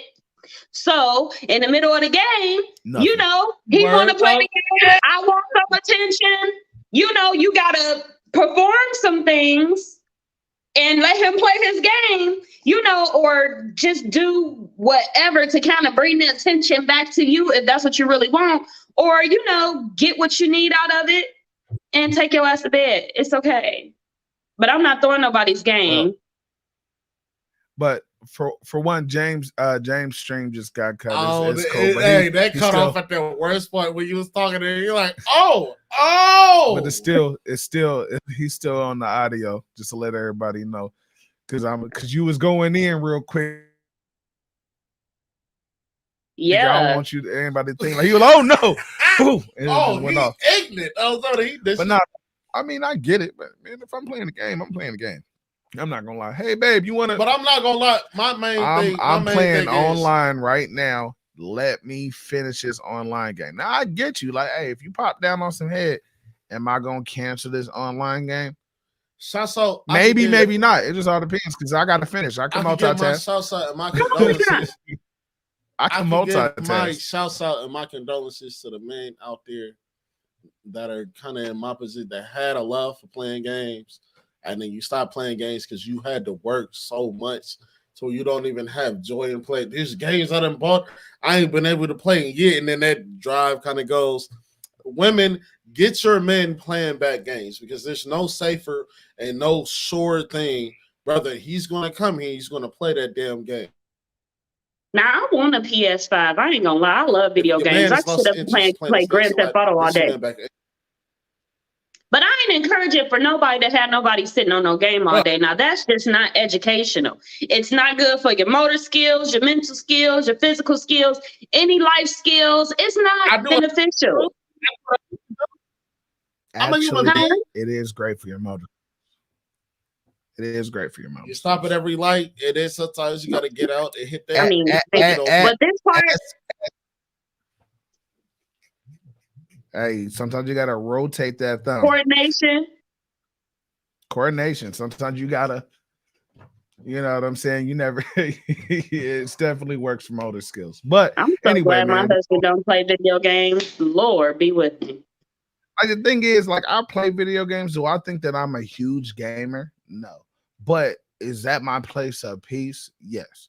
Like, when I come down and I'm chilling, if I'm not working on an up-and-coming podcast or research or whatever the case may be in my work area, then I go to my chill area. I'll pop on a game. You know, it's more than just playing the game. I got YouTube on there. I got, you know, movies and all of that type stuff. So, but that's just my place of peace. You know what I'm saying? And like for me, I'm that person to where if you're that type of female that as soon as you get upset, you're gonna mess up something of mine. One, I'm gonna leave. Like after that, like there is no I'm sorry, I'm gonna buy you a new one. Like, no, because if you did it once, you're gonna do it again. Like, especially if you bought the next one. Like you bought the next one, so now you feel like you got ownership of it because you didn't pay for it. Like, nah. That's not gonna go. Like, one, before I leave, I'm gonna mess up something of yours, and then I hope you find it after I leave. And then it's just gonna be gone. You know what I mean? Like, oh no, he did sneak it. Where is he at? And I'm gone. Like, I leave in the middle of the night. You won't even know. Wake up, gone. You know what I mean? Like, what? My whole game is broken. Like, you didn't stump this mug that out. much energy, like all that energy that people be putting into being angry. I really try to put that energy into being happy or doing something that make me feel good. Like, I ain't got time to be trying to fuck up your peace and we got to live together. So you're going to be mad about it tomorrow, the next day, the next day, the next day. No. Until you gain that peace back. And that's my whole thing. I watched a guy on TikTok. He literally left this girl. She pushed the envelope. It was her TikTok. And she messed up his game, and he broke into tears. And he was like, "Hey, bro, get out, get out." And she like, "Oh, okay." He like, no, I don't want you to just leave. Like, not take you a day, not take you an hour, take some time. No, it's over. Like, our relationship is done. I need you to pack your stuff up. Call your mom, call whoever. You don't live here no more. Like, and that's the way. And then she's sitting there the whole time, like, he really broke up with me. And then I see it all the time. Like, see if he really love you, mess up his game. And I'm like, y'all better stop doing that. That is not the way to see this 2K player or my player, all that other stuff. Like they like, see if a man really love you, threatening this game. Like, no, that'll be a way that you get his by game, yourself. His shoes, or mess up him financially. You by yourself. Will never forget you. You mess up a man's game. I've seen a TikTok where a chick, she was like, I got on my husband's game trying to see if I could play it, and I messed up and lost all of his history. And she just packed her bag and said, Mom, I'm coming over because Billy's going to kill me. I messed up his game history, so I'm on my way. It's a real situation. It takes time. But moving on, because it is one other conversation I do want to get into before we get up out of here. We're already pushing on an hour and a half. Yeah. So, you know, one, rest in peace, Young Dolph. I know we had mentioned that a little bit during the interview, just slightly. I know a lot of people have been mentioning it. Rest in peace to Young Dolph, man. People been rest easy. it's you know, I know you're not hip with the hip hop world. You know what I'm saying? So like I said, I let know me who just Young touch on Dolph it. is. I got that. I feel you. But my man got killed in his own city. And a lot of people don't understand that. Is that, man, once you get your ticket, once you find your way out, it's time to move on. People that used to be your friends will become your enemies, or vice versa. Enemies would try to become your friends.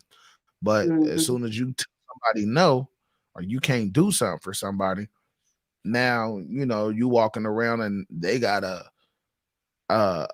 silent vendetta that you don't even know about. You know what I'm saying? You got an enemy that you talk to every day and you don't even know. You know what I'm saying? So, and I tell people all the time, if something happened and I struck rich today, I'm gone. I'm out. I'm Audi 5,000. Ain't nobody gonna even know. I'm gonna hit a couple people up, like, hey, look. Nah, I ain't gonna lie. You pull that shit on You me, coming? and I'm outside knocking on the door, and don't nobody come to. But you one of the people that I would call, like, look, I'm about to say, just I'm make out. Sure. I like. Look, I'm out. Are your you door for the cash? Like, are you coming or not? If you tell me that you got to think about it, I'm like, bro, you got 4 hours to think about it. Like, what?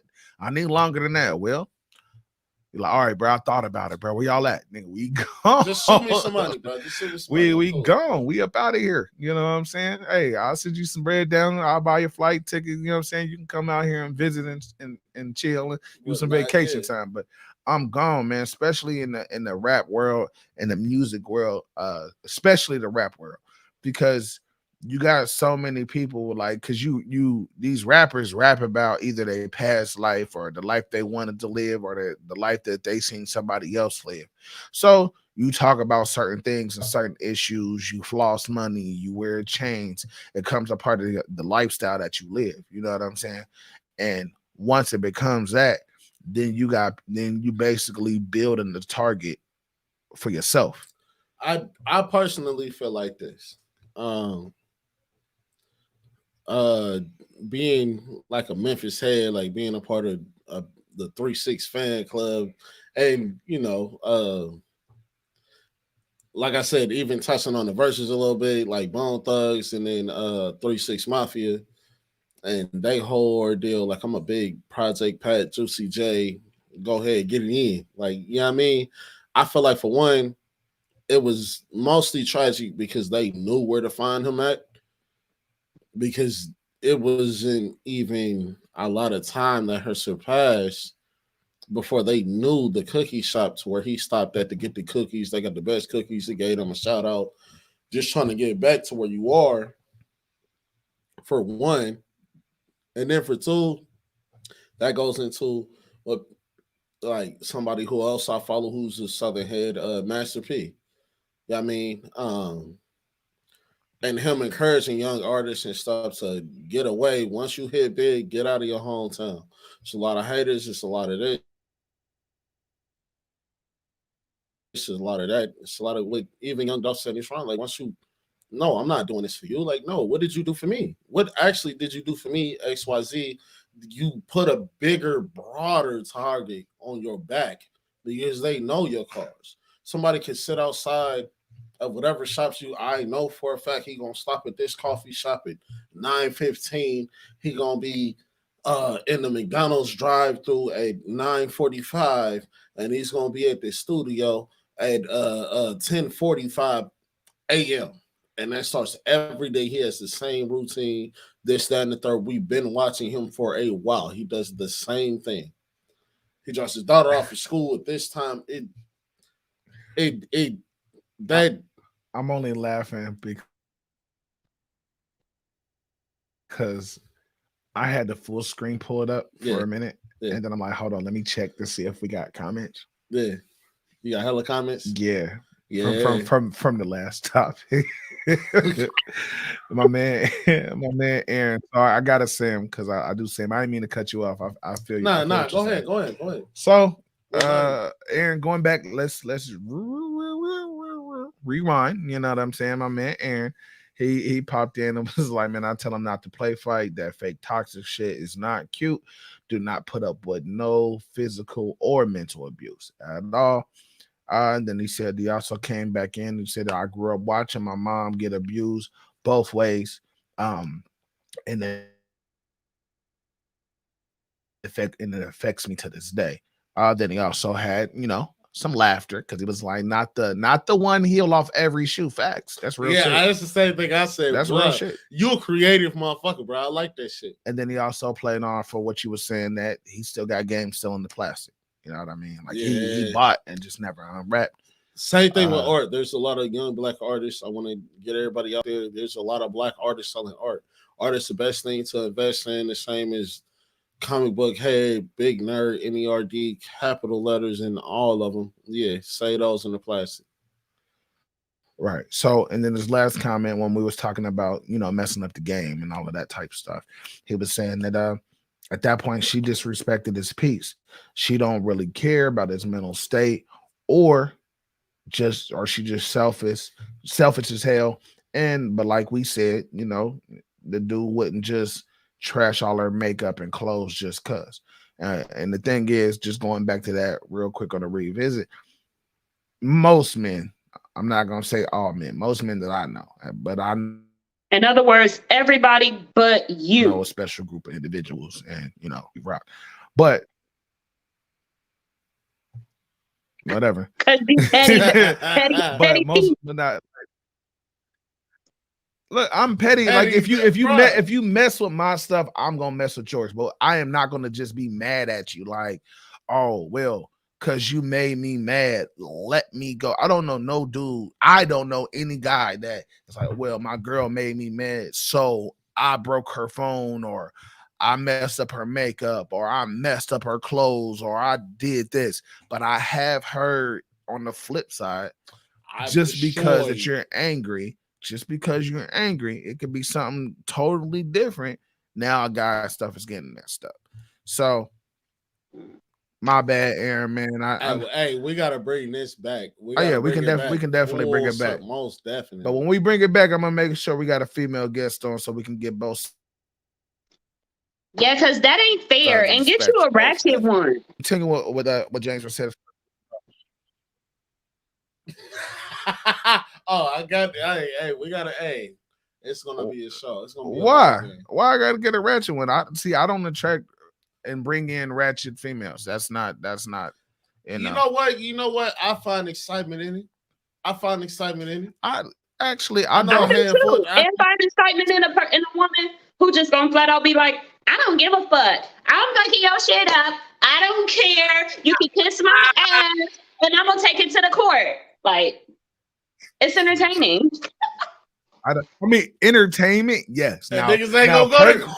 Now, personally, no. What? No, like people don't know. I won't nobody show up to court. If you asking me, I niggas don't fuck with going to court. What? Scheme ass way. Like, who? I get mine's back to fair. Where's she at? I'll be the only one showing up in court. Like, where's she at to testify? Like, why y'all looking at me? I'm here whole time tied up somewhere. Like, what? Y'all let you go soon as go. Like, hey, look, don't play with me and my freedom. Because if I'm gonna risk my freedom, then it's gonna be a reason. That's funny. Trust me. Going down, and it's going. Speaking back on the Young Dolph stuff, you know what I mean? Like you said, bro, like getting out of your own city.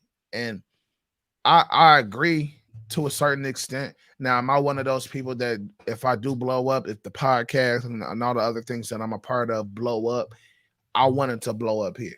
You know what I'm saying? I wanted to blow up in the city of Dayton. This is where I'm from. This is where I grew up at. This is where I call my home. Now, if it was ever a situation to where it's like, oh, I got beef with such and such because of this. I got, you know what I'm saying? It's different. Excuse me. It's different things that then popped up or arise because of my success. Then it's like, okay, hey, let me bang out. No. A lot of, real quick, especially a lot of males take pride with still being able to walk around in your city. You expect it to be love. But then you got to think about it. Like you got people that seen you when you was hustling on the corner. You know what I'm saying? You got people that put you on, and then now you then boom. Maybe you looked out for him back then, but maybe that money then came and went. But now you can't come back because they're like, look, bro, I didn't give you your cheese. Now they're looking like, oh man. So that's when that jealousy comes into. And I think that a lot of folks, if they probably getting away to where they can't see it. Or maybe they do see it, but they feel like, hey, nah, this is my city. I run this, man. I do this for the city. I do this. My city ain't gonna do me like this. I'm gonna say for one, it was bad for Dolph to stay there only because he had beef with Gotti. Yeah. I mean, but I ain't gonna say Gotti because I was gonna say CMG. I mean, but they all was still kind of there. But the thing is about was kind of. But this is what I'm saying though, from the same hood, the same way the whole Jeezy and Gucci took place, like in Atlanta, like two artists based off Atlanta. Now that's why I didn't say just Gotti, the whole CMG and Dolph, because Dolph like I ain't signed to that man. XYZ, he got dishes. Gotti got dishes, Seminoles. It's a whole lot of mixture. Ain't that now? In my opinion, Gotti ain't in Memphis, which is it makes it kind of weird when you look at people like Project Patton. In me being a Project Patton, even watching his interview, you see he ain't scared to be in Memphis, but he also said this year he only been to Memphis like 2 times this year. Yeah, I mean, and it's not that he can't go. It ain't nothing wrong to visit, but I just think overall, man, it's unfortunate, man. My man was 36. You know what I'm saying? He was 36 years old, and big, you know, a known rapper, a known philanthropist, staple in the city, gave back to where he was from, and it's just it's unfortunate. But the thing is, we see this story every year, all the time. You know what I mean? Like, it's something that's not going to change. And I know we always say here, especially as Black folks and as fans, like, we like, hey, man, we got to do better. We got to do this. Listen, some of these folks, man, it's already embedded. It's already embedded. You got to go back. You got to cure generations on generations on generations. For things to get better, we got to get 4 or 5 generations ahead for it to be fixed. For me, the reason why I'm disappointed and actually I'm pissed is because Jay-Z has said this on a Drake track, not on Drake's latest album, but the one before that. Drake said, "Niggas let Zimmerman live. I'm out." And that right there, like we got Kyron Help, we got so many situations to where, if you're gonna do something worth standing for, something, and then these people are still alive, but we willing to take away somebody that was given to you. But why is that? But yeah, that's I'm what not I was gonna say the crabs say. in the butt, but me being not exactly what I was about to say. No, hold on. Nah, I'm gonna say yeah. Basically, I mean, in my own opinion, it's just like that's the one thing being black in America, it kind of drive you fucking crazy. It'll drive you crazy. But it's lit though. So what's up? It's lit though, but when you take, like, we're the biggest innovators, the biggest people that leave the biggest impressions, the best athletes, the best lyricists. Even as far as Jimi Hendrix, the best guitars. We have the best of everything. Hate each other so much. No, we don't. No, you can say that really in a straight face. Yes, because I speak differently. The whole Young Dolph situation is the epitome of why we hate each other. No, Zimmerman. You say bro, I can stand on this mic and scream Zimmerman is still alive. But the thing is, you're not listening to what I'm saying, G. You just pushing the point. No, you're pushing my point. I didn't push anything. I didn't say anything. Right. Well, I want to say something. In the sense of, first of all, condolences to Young Dolph's family, and his loved ones, and everybody who's hurt by his passing. Mm-hmm. But when you put out an album that say don't play with me, play with your bitch, right? To a motherfucker who stay in the same city as you, and then that nigga clap back with an album. I feel like that's at the point where you already in the streets. And I feel like as a black people, again, we got that loyalty that's scraping in the back of our skull. That's like, we gotta be there for our people. We gotta stay here. I didn't put this song out, so I ain't going nowhere. I'm gonna stay right here. And I dare a motherfucker to come and fuck with me. You know what I'm saying? It becomes a certain type of territorial thing. Where if he was gone before when he got his break, and if he would have left and just been out of the city more, maybe it wouldn't have had to boil down to that. But I just think we battle with each other. Like, we need to unify, but we battling with each other because two people who live in the same city putting out clap songs about each other. And then the next thing you know, he getting shot pettily for being in his hometown by God knows who. Is it somebody who was just truly jealous, or is it somebody who came from this back and forth battle beef that he's been having going on with Young Gotti? Like, in any capacity, he shouldn't be in the city, in my opinion. Not like that. I understand you want to give back, call, cut a check. I don't know. Like, send your cousin Pookie and them up there to go get, who's still down there kicking it, because you're a target at this point. You created that's crazy. Like, because I feel like yeah.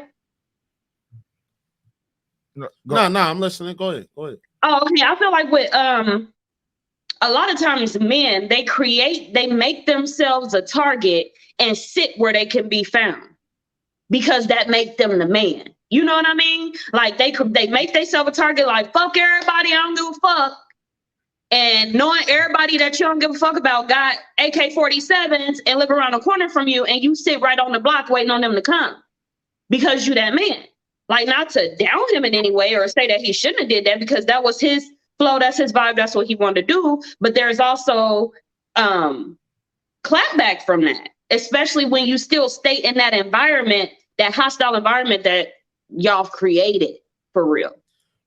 But I could also say this, being from the same planet on the same world, to where a song like Nas's "If I Ruled the World," he said basically hate would be a violation. It would be a hate crime, right?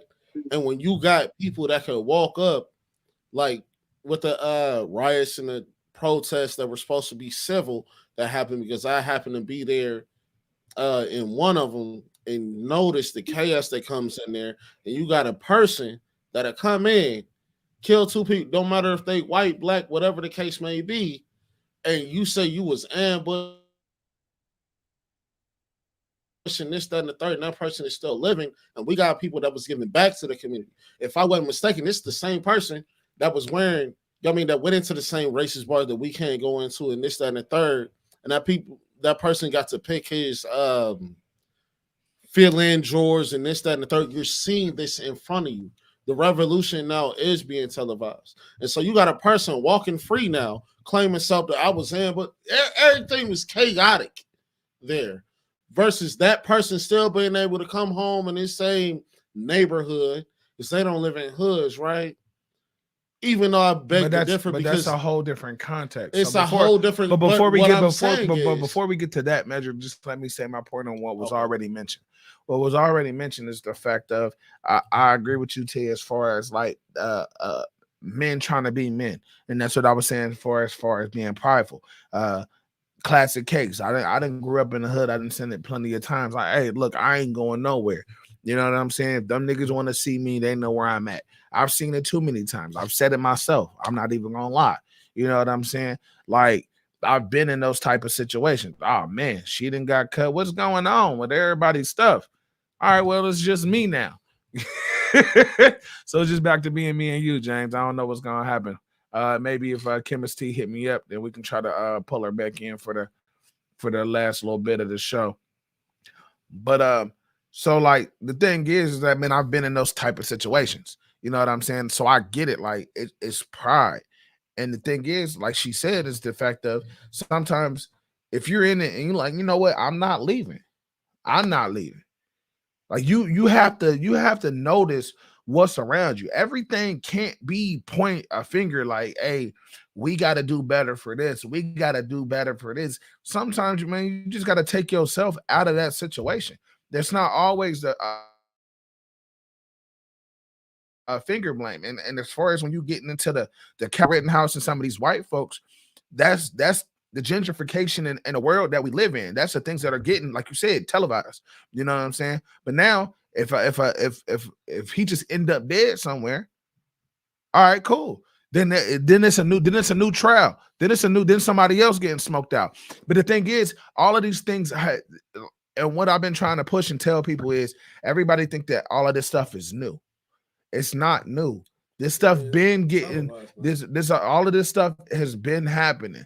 It's always been a cover up. It's always been a white man getting ahead and getting away with some stuff. It's all about the money in their pocket. You know what I'm saying? I just am deeply saddened by the situation. Deeply, even when you get to the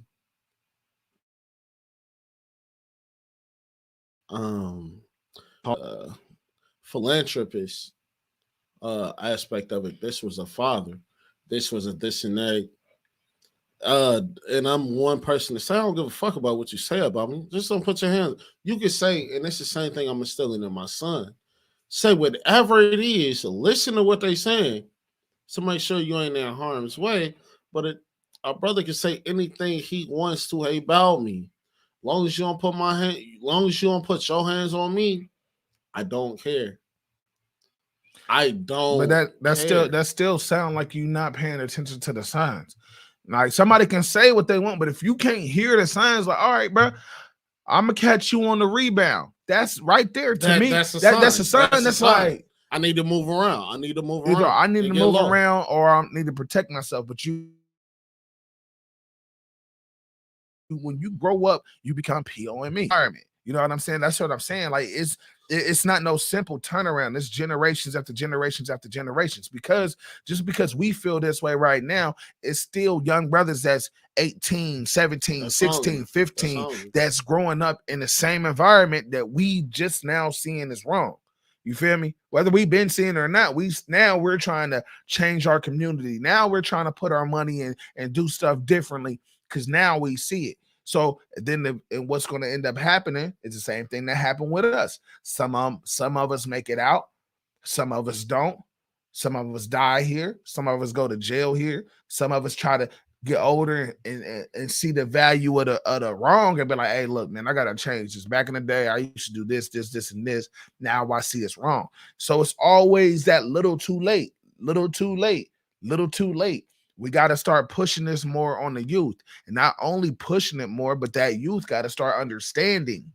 But I put forth, if you have, let's say, a student base of 1,000 kids, and of that 1,000 kids, you have 15 teachers, and of those 15 teachers, you have, now mind you, 1,000 kids, 15 teachers, and you have 5 teachers that give a fuck. There's still going to be a decent size amount because teachers are not teaching a whole class for an extended period of time. They're going to see different groups of kids at different times. Those are the teachers that really give a fuck and is spreading game, whether it's in the curriculum or not. You've seen it just going to Meadowdale. I had Mr. Ward. I had Mr. Ward that teaches. I didn't have him. I had Mr. Ward that taught social studies. Mm-hmm. I know about Mr. Ward, but I didn't have him. But you heard about him though. I had a lot of teachers that actually gave a fuck. But I'm giving an example though. I got you, but I'm saying from elementary all up. But the thing is, I try not to touch on the teachers because I'm not a teacher. They have to deal with being underpaid and undervalued. So, but I'm saying, even as a teacher, you as a parent, you are a teacher. Yes, but that's not what you originally was talking about, was the educational system, those teachers, not me as a parent. And so you have your own educational system being a parent. The things that you want your daughters, for example, to learn and take from anything, even more than any textbook or no matter what for example, about Christopher Columbus and these people tell you, I'm gonna give you the real deal. You're still a teacher, being a parent. Right, but what you was originally saying is that these teachers, that is 5 teachers, you broke to these 1,000 kids. Yeah, I'm about to say you broke it down in a school format. So when you break it down in the school format, then of course I'm taking myself out of the picture as a teacher because you put it in the school format. So as under a school format, from my experience, I don't push the teachers a lot just because they deal with that whole situation all of their own. Some of those teachers grew up in the same exact city, same thing. The ones that do give a fuck went to the same schools, grew up in the same hoods, same settings, part of the same stuff. Probably was affiliated with some stuff at a certain point in time, or came across with at a certain point in time. Yeah. But when you've been teaching, I'm gonna just throw a number out. You've been teaching for 25, 30 years. Yeah. You underpaid, you undervalued, you don't have the resources. Yeah. Now it's on you to be, it's on those teachers that use more of a personal thing with them. And that's why I value the sports in school for me. So what did you hear about Mr. Ward? I heard he was a hard ass. He was a cool ass teacher, but he was a hard ass. But he was a cool I didn't have him. I had Wimp in his class, but if he did, I had Coach Taylor. But I'm gonna say, he probably wouldn't let you more than likely not skip in his class because you had somewhere else to be.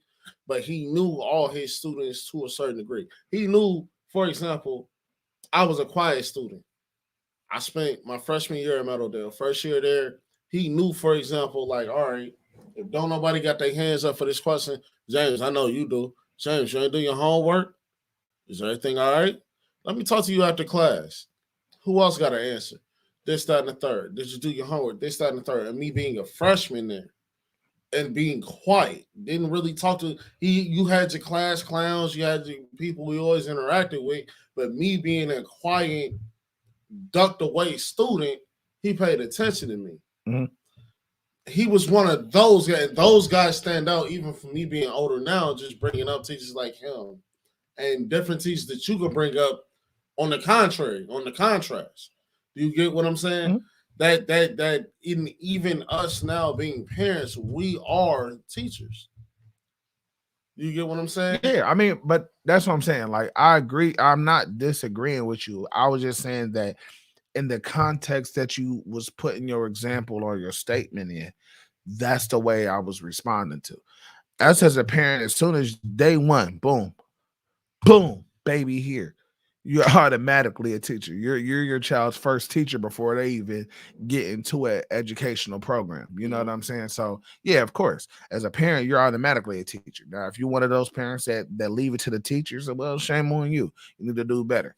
But at the same time, I can't put myself in everybody's situation. Some people work 2 jobs, 3 jobs to provide for a house. So maybe they ain't got the time to be sitting here and teaching and have certain teaching moments. Certain parents, maybe they stay at home people or work from home, or especially now, maybe you have more of that time with your children to where you can have more teaching moments. All I'm saying is that is different sides to every story. You know what I'm saying? And one thing that we can say is just growing up in the inner city, you get less value. You know what I'm saying? You get less resources and stuff like that. Now, the thing is that when we try to bring in resources, cats ain't used to these resources. So what they do, they tear it up. You know what I'm saying? When me and you was growing up, we had the Boys and Girls Club. We had, I mean, they still got the Y, but it was a lot more, consistent. You know what I'm saying?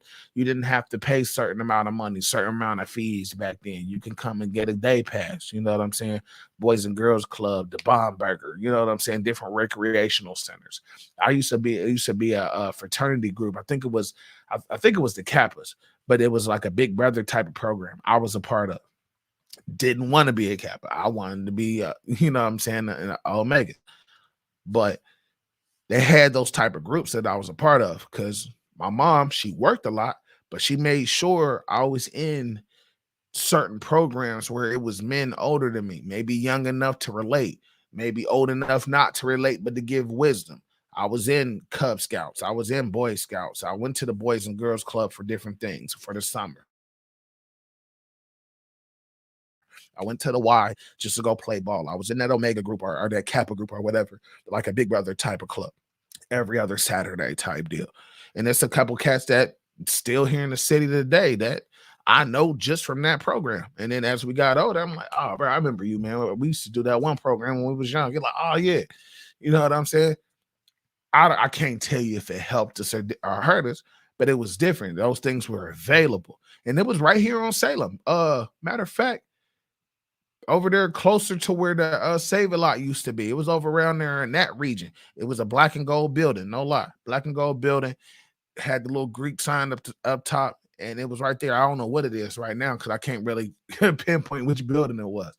But it was right there. You know what I'm saying? So we had all of these stuff in place as I was growing up, and I still grew up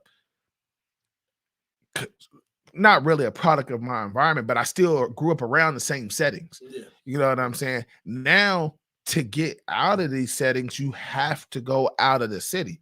Now, am I saying that's what we need to do? No. We need to have the stuff here. We need to build up our community, which a lot of people in our generation are starting to do now. You see what I'm saying? But now we're 30, 31, 32, 33, 34, 35, 36. You know what I'm saying? Those spots now. We're the people that's trying to put certain stuff in place because now we're realizing the cycle.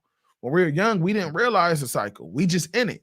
You know what I'm saying? Like, man, nah, what's this old dude talking about? What's this old lady talking about? Y'all understand, man. We got out here, we got to get it how we live. And that's how these young folks is looking at us. Like, man, this dude don't know what he talking about, bro. He don't know da-da-da-da-da. Then if somebody slightly couple years older than them, like, man, what you talking about? That's an OG. All right, what? I mean, he came talking to me like, bro, when he talk to you, you need to listen, bro. Like, he's speaking facts, bro. You know what I'm saying? He might be telling you like this, but you ain't trying to, you know what I'm saying? And that's what I'm saying. We have to chop it down to the 30s to the 20s, from the 20s to the teens, from the teens to the preteens. You know what I'm saying? It got to get chopped down, and we got to get these certain different things around our community. We got to give different escapes. You know what I'm saying? As in the urban community, all we have is either sports or the streets. That's in any urban community. That's Dayton, LA, New York, wherever, Wisconsin. You know what I'm saying? Any urban community, it always come down to either you gonna make music, play ball, or you gonna be in the streets. Don't nobody talk about being no lawyer when you 12. No teacher, no, yeah. You know what I'm saying? You usually grow up and grow in or grow out of it or whatever the case may be. Unfortunately, great conversation. I'm not mad about it at all. But we done went 2 hours, man. I've been trying to keep it a little low. You know what I'm saying? But we, you know, anytime we take a little hiatus or whatever, we always come back with some more heat and some more pressure. So it is what it is. Yep. So shouts out to her, man. Her phone that died on her, man. We was getting involved. James' phone didn't die. You know, I try to tell everybody, you better come to the table with the full charge. You know what I mean? Because I'm still rolling. I'm still. Hey, I got an iPhone though too. Like, bro, not me though. The Android user. I'm active. You know what I'm saying? I'm active. So it is what it is, man. Do you got any closing words before we get up out of here? Man, therapy. That's therapy. And then being somebody that's been part of in a dark place when it comes to relationships and things like that, some of us are mentally fucked up. I'm not even gonna sugarcoat it. Some of us do need some help. Some of us do need that other way of thinking of or about things. And really, when you're in this situation, it's a little hard to peek out, but sometimes you do have to listen to those people from the outside looking in that do care for you, that have been there from one relationship that didn't work and the next one. And that's what relationships are. Some of them work, some of them don't work. Like I even heard about Common and Tiffany Haddish situation not working. Everything don't have to be toxic. Don't let it get to that point to where somebody's putting their hands on you, or every day you feel like it's a mental fight. If it's not working, it just doesn't work. So take that friendship before things get to the point to where you get deeper in the hole and deeper in you just keep digging and digging. Oh yeah, one maybe it's just not for you. Maybe you're not the person that's on this earth to help him change. Sometimes, so just bow when you need to bow. Bone Thugs and 3 6. Oh man, a whole lot of OGs in that situation, and the whole versus was created to bring a lot of artists that have done a lot of things and pin artists, all in the name of fun and all in the name of music, and not just hip hop, but hip hop and R&B, our music and our culture, and that's most definitely something that will be valued. And two great icons, man. And then too, I can't say stop killing each other. That seems cliche. Everything I say about the whole Dolph situation is it's gonna sound cliche, but dude, us as a people, we're gonna to extinct ourselves, or we're playing right into the playbook of what they had for black people to do, and we gotta stop that shit, dog. Period. That's the way I know. We gotta stop that, and it starts with us. We stop killing each other.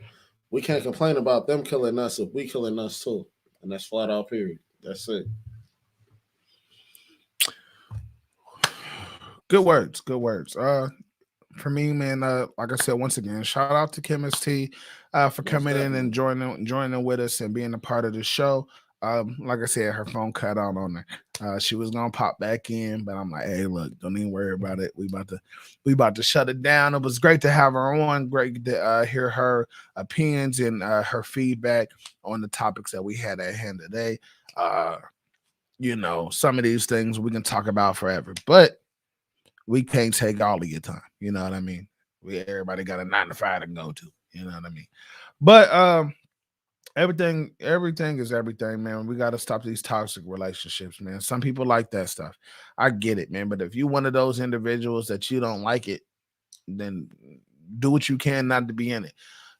Stop seeing red flags and being like, you know what? Nah, they can change. Like, nah, man. Sometimes when people show you who they are, take it as who they are. You know what I mean? Now, if they get better and fix whatever's That going on takes with them and time. and come back to you later, whatever. But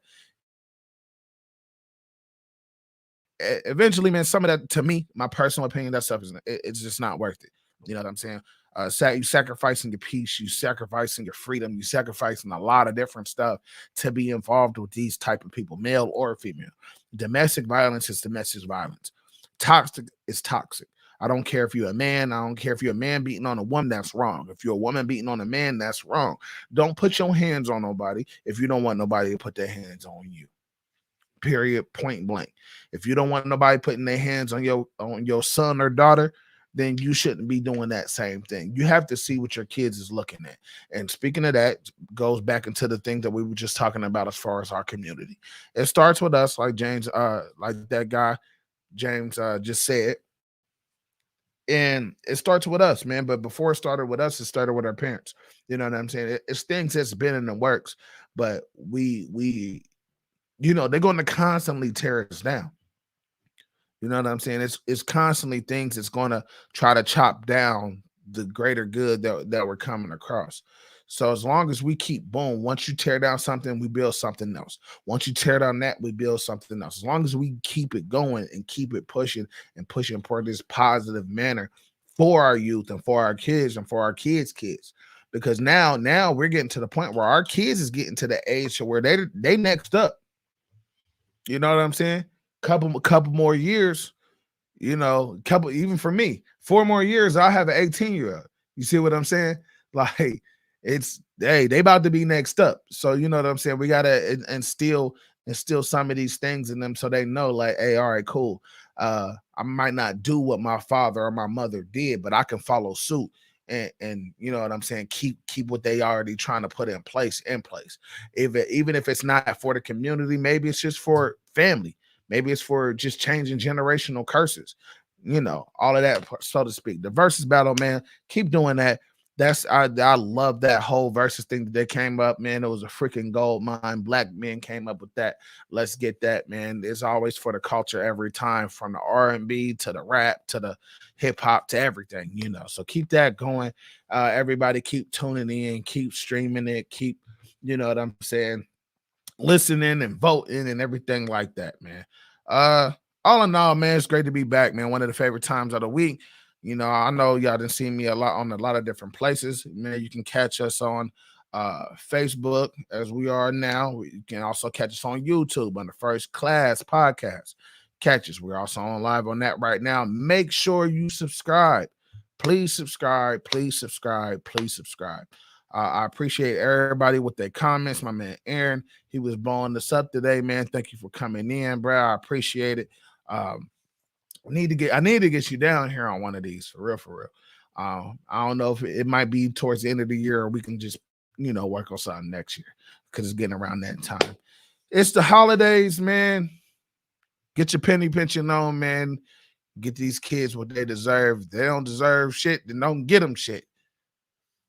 Yeah, I said it. I do want to give apologies to Sean Foster. I said Aaron. It was like Aaron Foster. Like, nah, not Aaron Foster. Sean Foster, bro. Right. I made that mistake. Yeah. So, like I said, man, everything is everything. This is First Class Podcast, man. You can catch us on YouTube. You can catch us on Facebook. I got my Twitter page back activated. That's EasyE721. You can also catch the podcast on there. Also, just a quick shout out to the 4-3 Pod. My brothers are doing with that, and also shout out to the C Podcast, where you can also catch my talent at on both of those platforms. And just be on the lookout, man. We always come up with new things, especially with on the First Class interviews. We just getting better with time. Stick with us and grow with us. I appreciate it. It's time. If you're going to fly, you might as well fly first class. And we out.